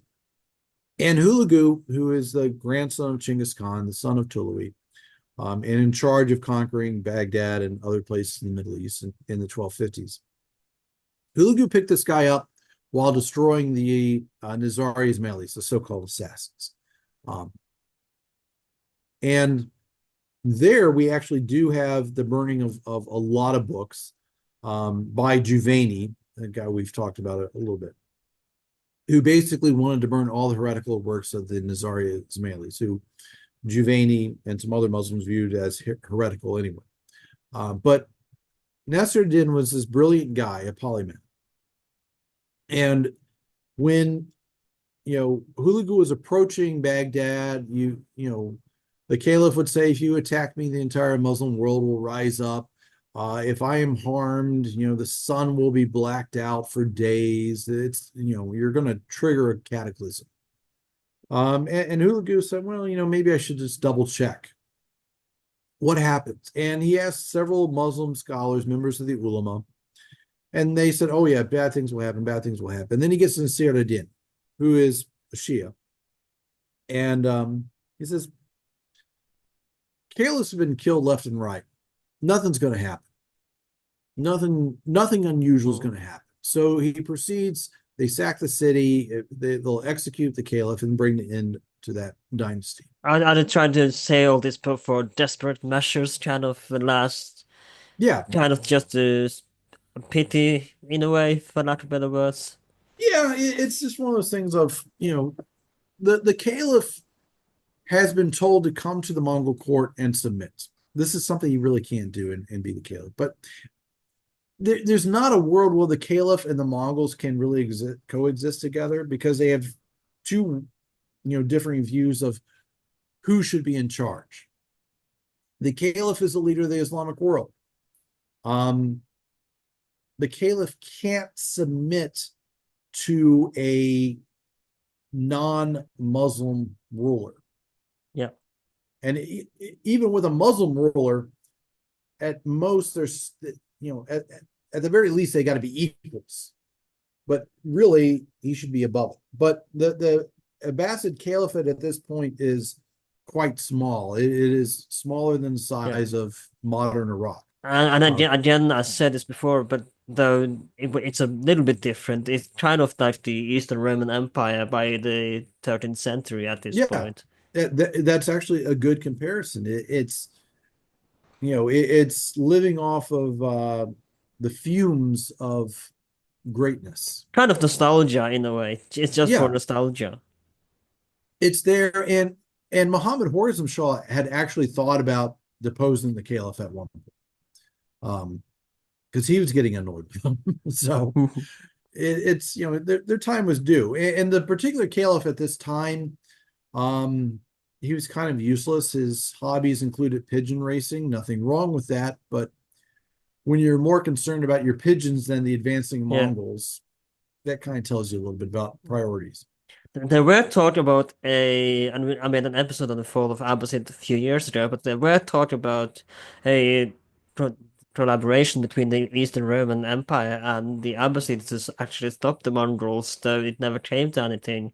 I believe there was talk about sending troops to help the Abbasids against the Mongols at some point, but though it never happened, of course. And I don't know if it would have made much difference, but I believe there were some people who were in talk with this.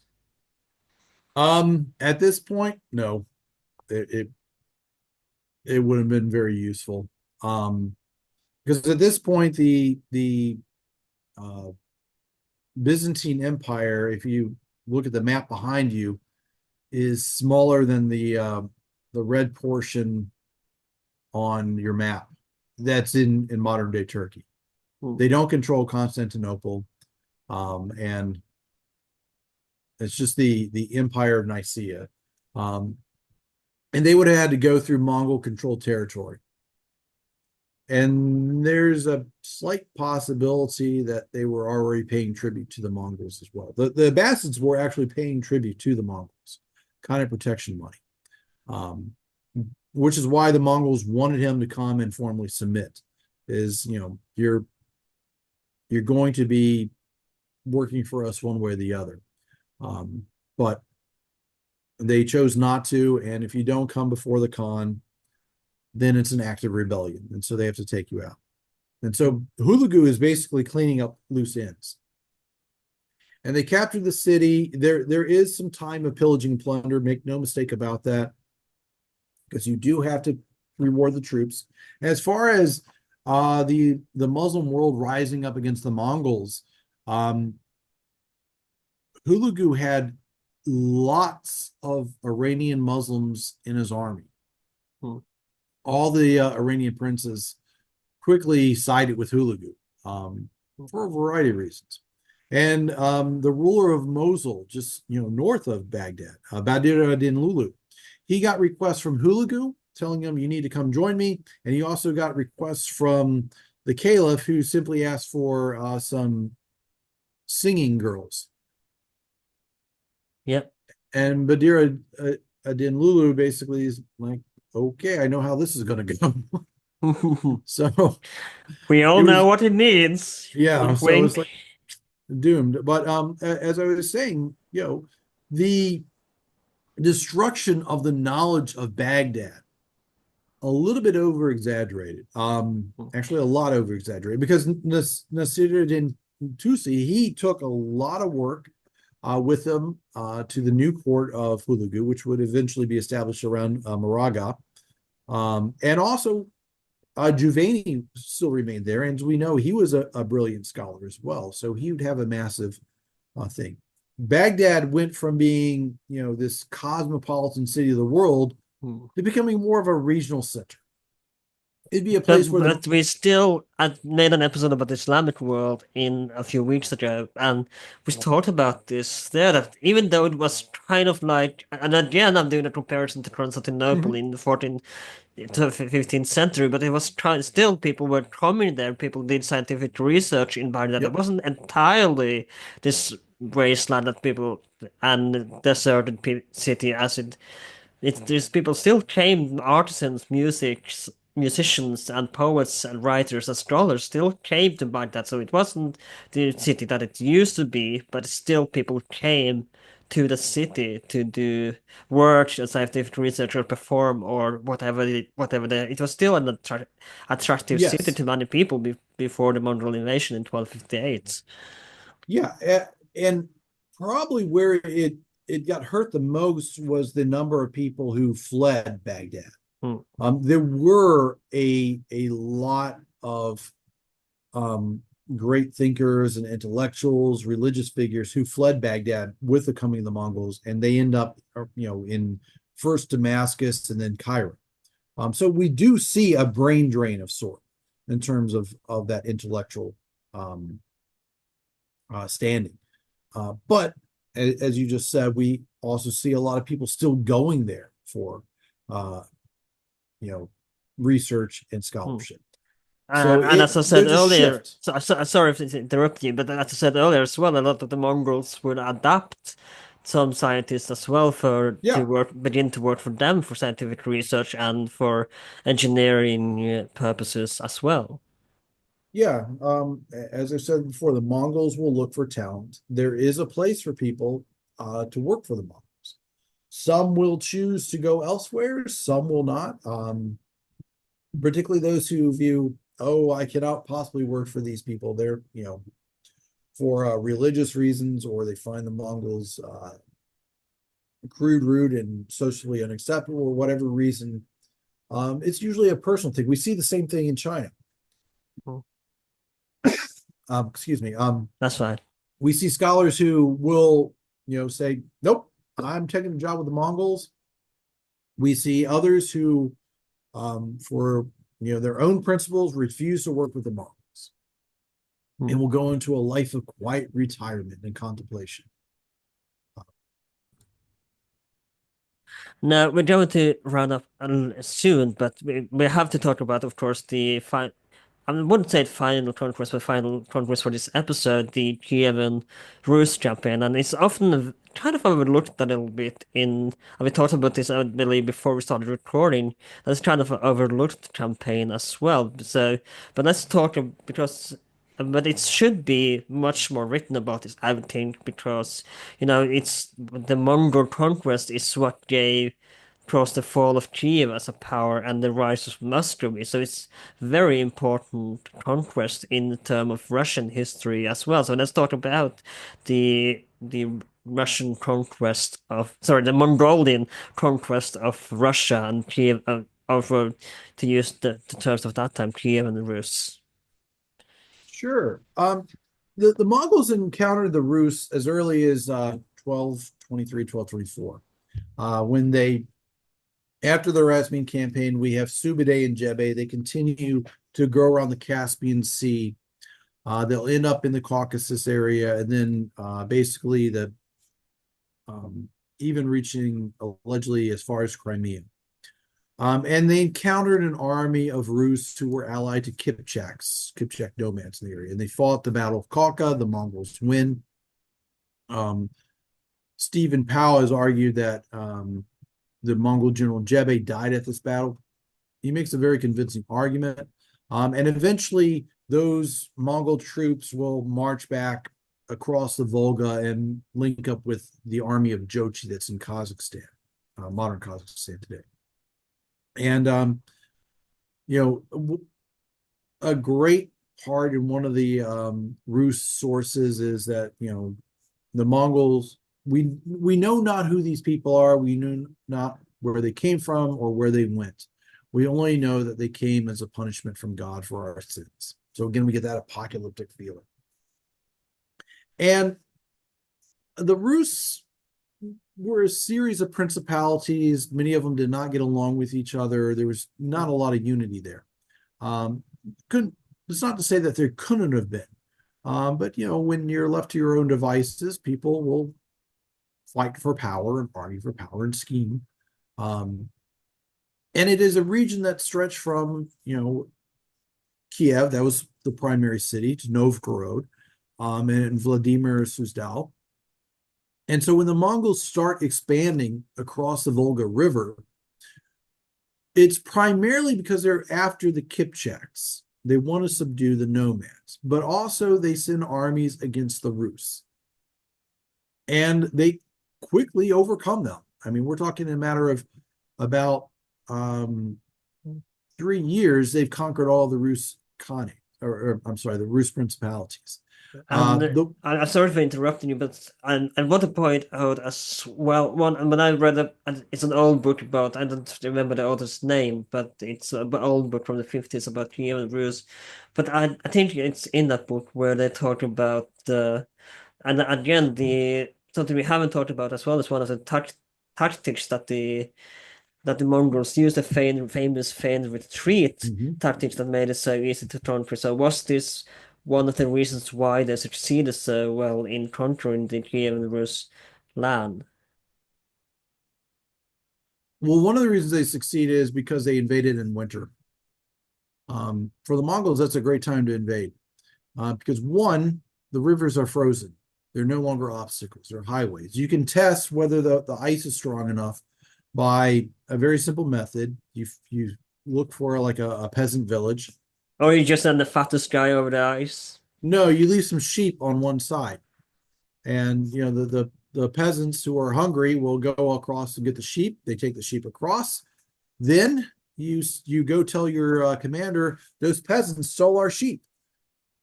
And you go retrieve them by burning down the village.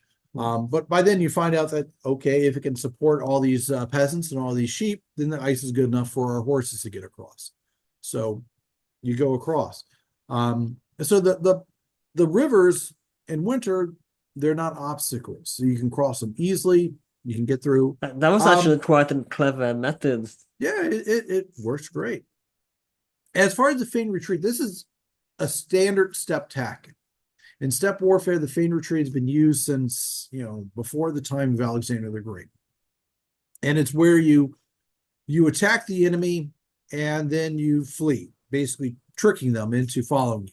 And for the Mongols, it should go on for days, maybe weeks on end. And at the Kalka River, the Mongols actually retreated for 9 days. And they did this by staying far enough away where they couldn't get hurt, but close enough where the Kipchaks and the Rus would think, aha, we're going to get them tomorrow. We'll catch up with them tomorrow, until you finally lure them into an ambush site. And what's remarkable about this is because it is a well-known step tactic, and actually in warfare in general, even William the Conqueror used a feigned retreat at the Battle of Hastings. You have to really sell it in order to running for your life. Because if they think it's a trap, they're not going to follow it. And particularly when you know nomads who do this quite often. So you do have to take some casualties. You know you're going to lose some men in this process, but when you sell it really well, they fall for it hook, line, and sinker and go into an ambush. Now, against the Rus during the Kievan campaign, they don't really have to resort to this very much. For the most part, they attack cities.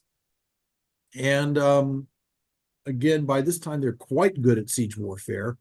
And they captured. In some places, of course, there's very heavy fighting. Even though the conquest goes quickly, it doesn't mean that the Rus, did not resist. But they're just overwhelmed by the Mongols. And when on the rare occasions where the field battle, they're completely outclassed by the Mongols. In one situation, we have Prince Yuri. He flees and tries to gather troops at the Sit River.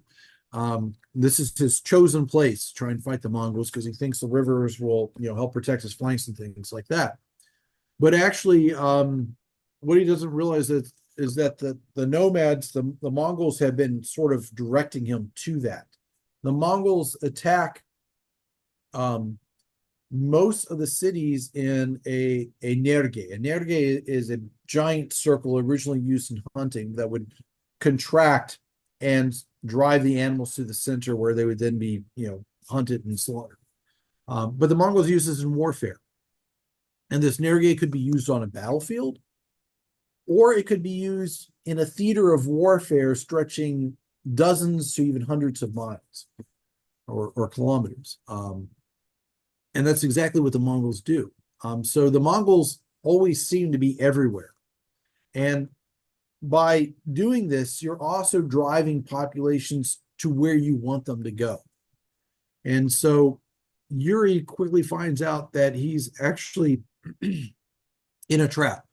He didn't choose the battlefield, the Mongols did. And it ends up in a disaster for him. And then they move on to southern Russia, as well as dealing with the Alans, who were Iranian, some nomads, some sedentary, in the Not foothills of the Alan. Caucasus. Alans, yeah. Not Alan. Yeah. Not a guy named Alan. Not Erlend, not Alan. Unless they were all named Alan. That would have Yeah, been great. yeah. Now, and of course, in Russian sources, the Kievan the Russian campaign is depicted as devastating and this horrendous experience, and like we talked about, probably a punishment of God and etc. It was this horrible campaign. But I'm going to go on a limb and ask, was it really as bad as, and how much of this is propaganda, and how was it really as bad as these chroniclers of the era depict the Mongol invasion? I mean, of course, it must have been devastating for those whom the Mongols passed, but was it really as devastating as the Um, sources say? it's one of those things where you, as with all sources on campaigns, um, yes and no. Uh, everyone likes to paint the Mongols as incredibly destructive, and the Mongols were quite happy to have that reputation. But the sources tend to always get a wee bit exaggerated with numbers.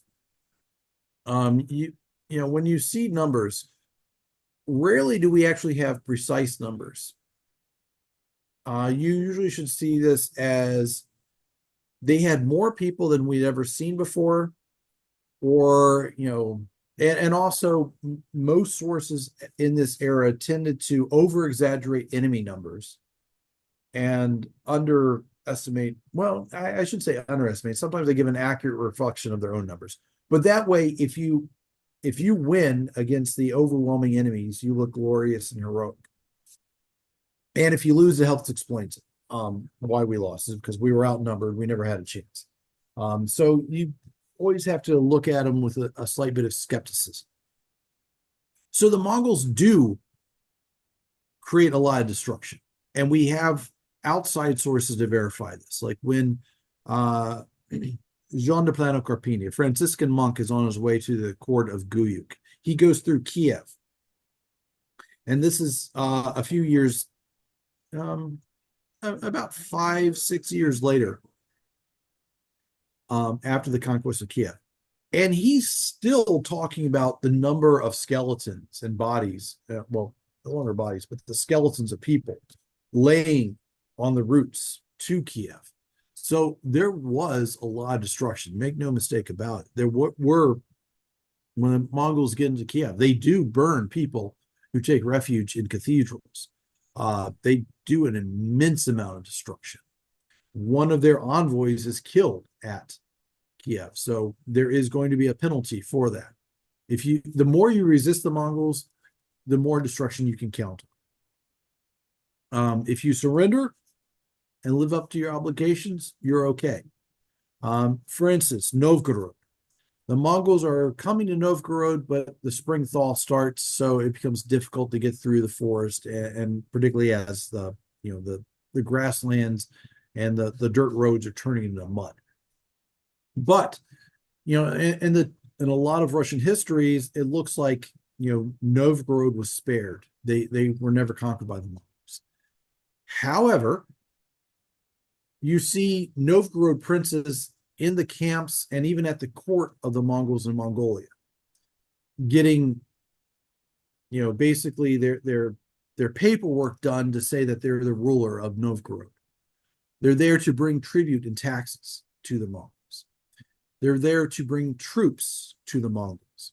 We'll see Rus fighting in Mongol wars elsewhere. And later, even in the late 1300s, towards the end of the Mongol control in China, there is a sizable contingent of Rus soldiers in one of the armies of the Mongol emperor in China. So if you're providing tribute, you're providing taxes, your rulers have to get approval in order to rule. That tells me you were conquered. And so the map that you have up there should extend a lot further up here. But we often have nationalistic historians who try to say, oh, no, we were never conquered. We came to an understanding. And this happens because of the sources. The Rus sources are all, most of them at least, except for some decrees and things like that, are coming from the churches. You have the as Charles Halperin calls them, the bookmen, who are writing down the chronicles. They'll write down the chronicles, but later these chronicles will be redacted. So basically they go back and change it to reflect the views of the Mongols at the time. And particularly as the Muslims start converting to Islam, you start getting a more hostile view of them. Now, the church chronicles always tended to have a hostile view of the Mongols because they were pagans, but even more so once they become Muslims. And they also try to paint the princes as not having submitted to them, even though other sources verify that, yes, indeed, they did.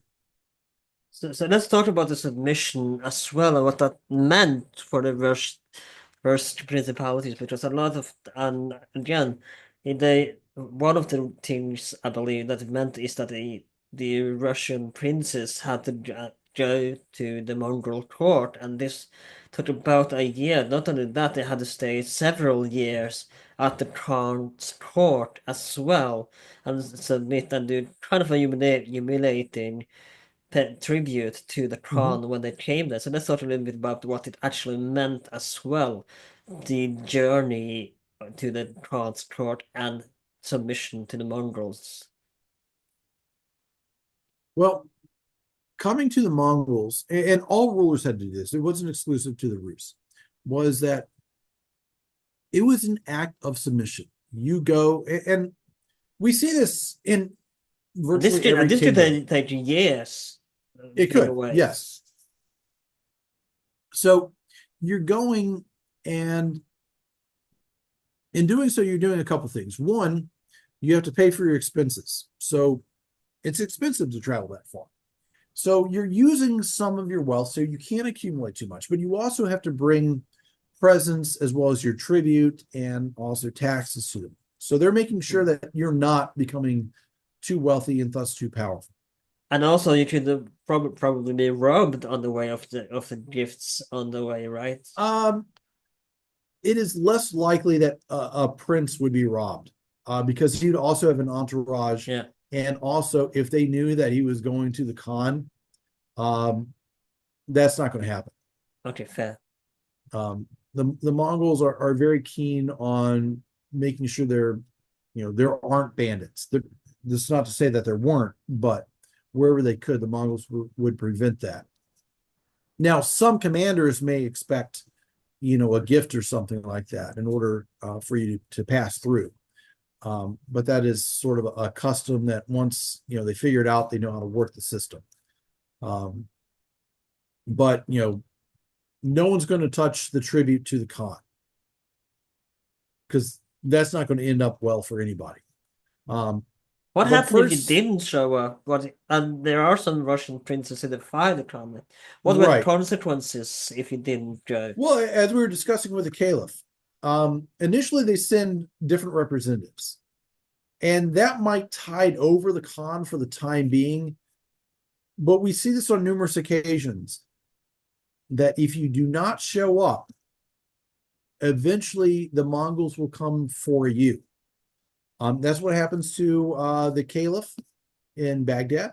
That's what happens to Sultan Nasir Yusuf in Syria. They had sent proxies, they had sent a relative, but eventually the Khan's patience runs out. And it exactly when that timeline is really depends on what else is going on in the empire. If you are, shall we say, small potatoes, they're not going to worry about you immediately. Or they might send a lieutenant to deal with you. But the more powerful or influential you are or higher status, that timeline eventually is going to get shorter. And as soon as the Mongols can, free up the troops to deal with you, they will. And again, we'll see the Rus do this several times, where they delay or stall.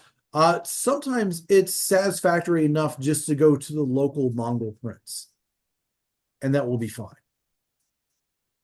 But often when you get a new Khan, like when we transition from Guyuk to Monkey, Monkey will expect all of the vassal rulers to come and meet with him and show obeisance. And again, this is a journey that can take a couple of years because you're going from one Indian empire to another. And this is a night you could take the private jet to and be there Oh the no. next day, or you could just do a Zoom call and say, "Hey, I paid tribute now. Thanks. I see you next. I'll call you next month or next year." Yeah, definitely not. It is going to be a long time. And but usually once you do that, you're good for the rest of your time or your lifetime. There were some Russian princes who had to do this twice or even three times up to go to pay tribute to the crown. Yeah, and that would include not only going to sometimes you had to go multiple times to the local prince, and then you have to go all the way over to the Khan. But later, particularly in the late 13th century, it tended to be more frequent. Now, we're going to run up soon, but I one last thing I want to discuss is the end of the Mongol conquest, at least in Europe. And we're going to discuss China in the next episode. Unfortunately, we didn't touch too much upon China in this or Japan in this episode, but I'll make sure we will in next time. But I want to talk a little bit about why and here's my view on why they stopped conquering in Europe. And some sources say that the Huladu or Chingiss Khan or died or they died, and Over that's there. why they had to return. And I'm sure that was part of it. But again, I think we discussed this before the podcast. We have to take a look at the geopolitical area as well, because as we talked about, the Eurasian steppe was quite, and like you said, it wasn't easy, but it was easier to conquer on the Eurasian steppe. But when you come into Europe, the landscape shifts, and you see there are more mountainous terrains, and you see the end of the Eurasian steppe in circa Hungary or Kiev, and when the Mongols, I believe, some have argued that they were more used to the Eurasian terrain and not really built for European terrain. So was the geopolitical area to make a long sentence short, it was the change of landscape as well, part of not just the fact that the Khan had died and they had to return for the funeral, but was the landscape a part of why the conquest ended as well. Yeah, I don't buy that argument. Um, Here's why. Um, okay, the campaign stopped because the Mongols decided it was time to stop. The death of Ogedei would have eventually affected, but the Mongols began pulling out of Hungary before they would have had time to receive the news of Ogedei's death. But we cannot forget that in a span of roughly 4 years, the Mongols had expanded from then it was called the Yaik, but now the Ural River to the Carpathian Mountains. That is an enormous chunk of territory. Yeah. So they conquered all that, and they have to organize it. They have to rule it. They've been fighting for a while, but also the army is comprised of many Mongol princes who eventually know, yeah, we're going to keep expanding, but I'm not getting any of the territory here. I might get some of the share, basically hubi. Well, they'll receive revenue from a town or something like that. But at some point, much like Alexander the Great's army said, "Boss, we're tired. We want to go home. Yeah. We're not settling in here." So those troops, eventually they're going to get a little restless and want to go home. Now, Batu and the Jochids, they would have some stake, but they've also acquired an immense amount of territory. At some point, the hard part comes. You have to start ruling. So as I said before, with the tsunami strategy, the Mongols come in, they destroy a lot of stuff, but they only retain part. So when they invade Poland, when they invade Hungary, Hungary is a very powerful empire. Well, not empire, it's a kingdom at that time. And also we had Kipchaks, 40,000 Kipchaks fled into it. The Mongols wanted those Kipchaks back. Those Kipchaks will eventually flee all the way down into the Balkans. They'll have an impact on the Crusader kingdom that's established. The Latin Empire of Romania was called in Constantinople. But ultimately, the Mongols are creating a buffer zone. Did the geography factor into it? Certainly. However, you have the Alfold Plain there. The Mongols, if they wanted to have stationed troops there, they could have. The Hungarian army has been destroyed. There's no one who can really threaten them there. And the Mongols did plan on coming back to Hungary and to Europe. And could they have conquered it? What I usually see are people who say, oh, the Mongols could never have conquered because of the stone fortresses, Yeah. because of this, because of that. But again, because like of the you, terrain. like you talked about when it comes to stone fortresses, like you have said constantly in this episode, that they adapted and they knew how to take advantage of situation and people. Exactly. And the Mongols can always find somebody who's looking for a better life. I mean, one of the things that happens in Europe is that when the Mongols invade, many people think they're the lost tribes of Israel. Hmm. And so, they think, oh, they're coming because of the way we've persecuted Jews. So what should we do? Well, we should persecute the Jews some more. Um, That makes and sense. but we also have the Jews who think, they're the lost tribes of Israel. They're coming to liberate us. Um, so everyone will find a way. But the Mongols might have found Jews who wanted to help them. They might have found another guy who didn't like his neighbor and said, if I help you, um, I'm willing to rule this territory There can on be your behalf. certain accident happening to your neighbor. Yeah, I mean, there's always someone who sees a better opportunity, but also we have to look at the terrain. Europe. Okay, yeah, you have forests, you have mountains. Where also had a lot of very high mountains and forests? China. Yeah. The Mongols fought the Jin Empire for over 20 years. They had we have in sources in a letter, um, and what Planar Carpini states that Guyuk is planning on a campaign that could last 20 years in Europe. Hmm. Now, the Mongols will also fight in Southeast Asia in jungles. Sometimes they lose, sometimes they have success. They, fight in Tibet in the mountains. I'm wagering to bet that the mountains in Tibet are just as rugged as anything you're going to find in Europe. Hmm. Um, they're fighting in the forests of Siberia. They had success. So I don't think the geography was going to be a huge impediment. It would have been a different impediment. Would it have been easy? Well, obviously no, because again, Guyuk is planning on a campaign for 20 years. That tells me he's realistic, and it's going to take a while. Now, there's also the idea when you mentioned that they were the lost tribes of Israel, and there's also this mythology.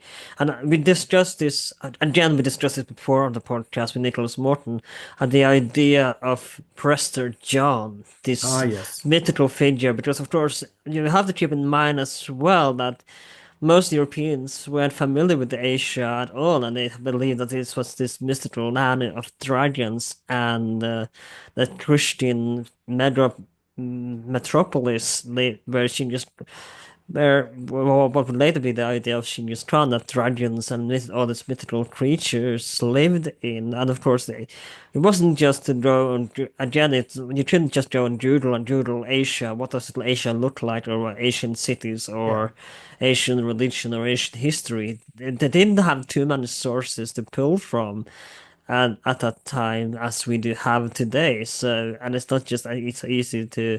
I mean, we do have travelers to go there. Obviously, like Marco Polo. I'm sure we will discuss in the next episode. But even still, there was this imaginary figure that they Mhm. thought the Mongols were Prester John and this king, immortal king-like figure, Christian king that came to Europe at this when the Mongols arrived.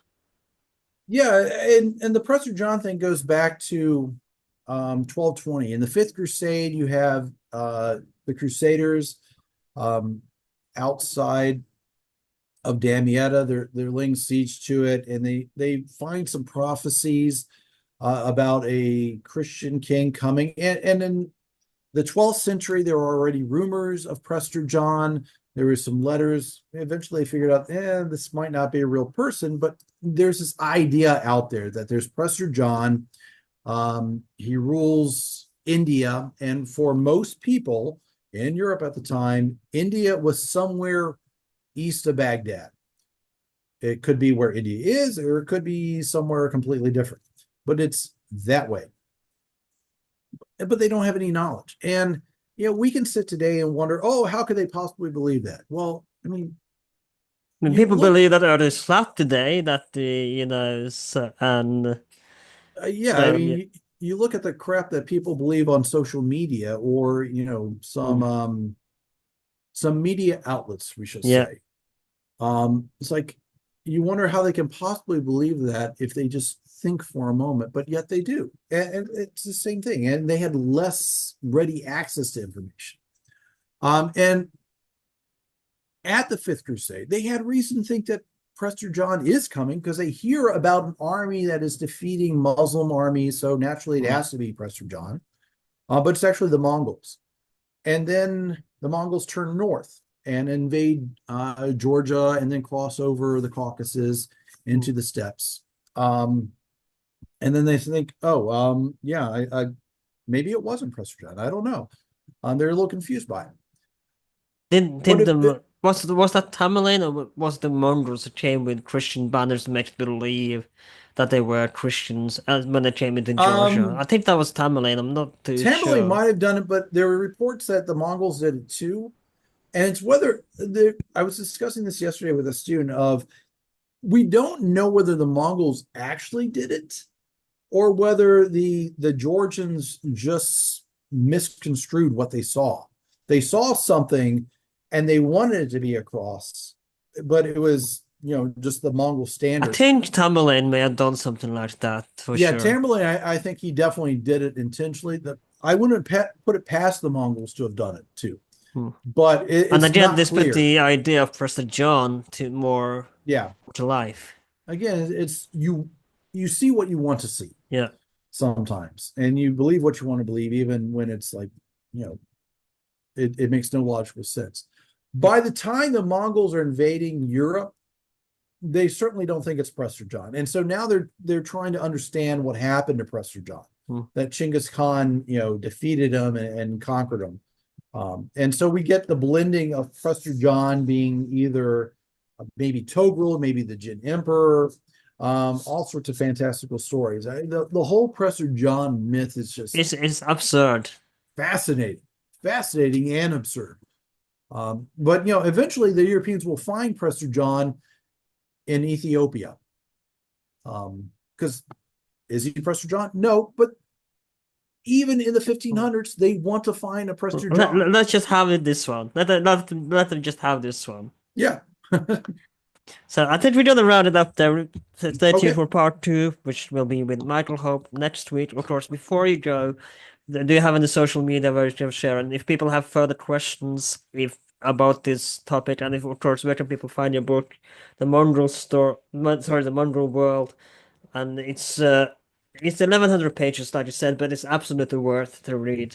And if you are more curious and cannot wait for the next episode, I would highly recommend checking this one out because it's really fantastic. We go through a lot of stuff, and we only touched the tip of the iceberg with this episode, even though it's over 2 hours long. So, thank you so much for coming on. It's been a great pleasure to have you. We will see if we may have to do a three-part next episode. We find out about that soon enough. But thank you again for coming. Do you have any website or links you wanted to share or I social media that you wanted to? Yeah, if Yeah, you type in Timothy May and Mongol, you usually find me. My email, timothy.may@ung.edu is there. Um, it does, I try to respond to emails, but it often takes me quite a time due to my university duties. Um, I am on Facebook. I don't post a lot anymore. And me Instagram neither. is as PROF, Timothy.may. I think I still have a Twitter account or X, whatever you want to call it. Um, but again, I've really stopped using a lot of social media because Yeah. it's become a time suck. Oh, So absolutely. I thank you again so much for coming on. It's been a great pleasure to talk my with you pleasure. today. It's been great talking to you. That's great to hear. This has been with that age 12. We are available on social media on the Blue Sky, Twitter, and Instagram. And well, that age 12, you can find us on Spotify, Apple Podcasts, YouTube, wherever you can find podcasts these days. We try to do monthly live streams on YouTube, so stay tuned for those. We did one yesterday, one this in this April. I was about to say yesterday, but that may not be the case when this episode come out. We did one more recently on the Crusade that you should absolutely check out, and the others as well. We are available if you are on Spotify. Consider giving us 5 stars and leave a comment under the episode. Do you have any favorite Mongol moment in history, or what you think about the Mongols in and their role in history? If you're on YouTube, leave a comment. If you're on Apple Podcast, consider writing a review as well. My name's Alan. This has been With That Aged Well, and I'll see you next time.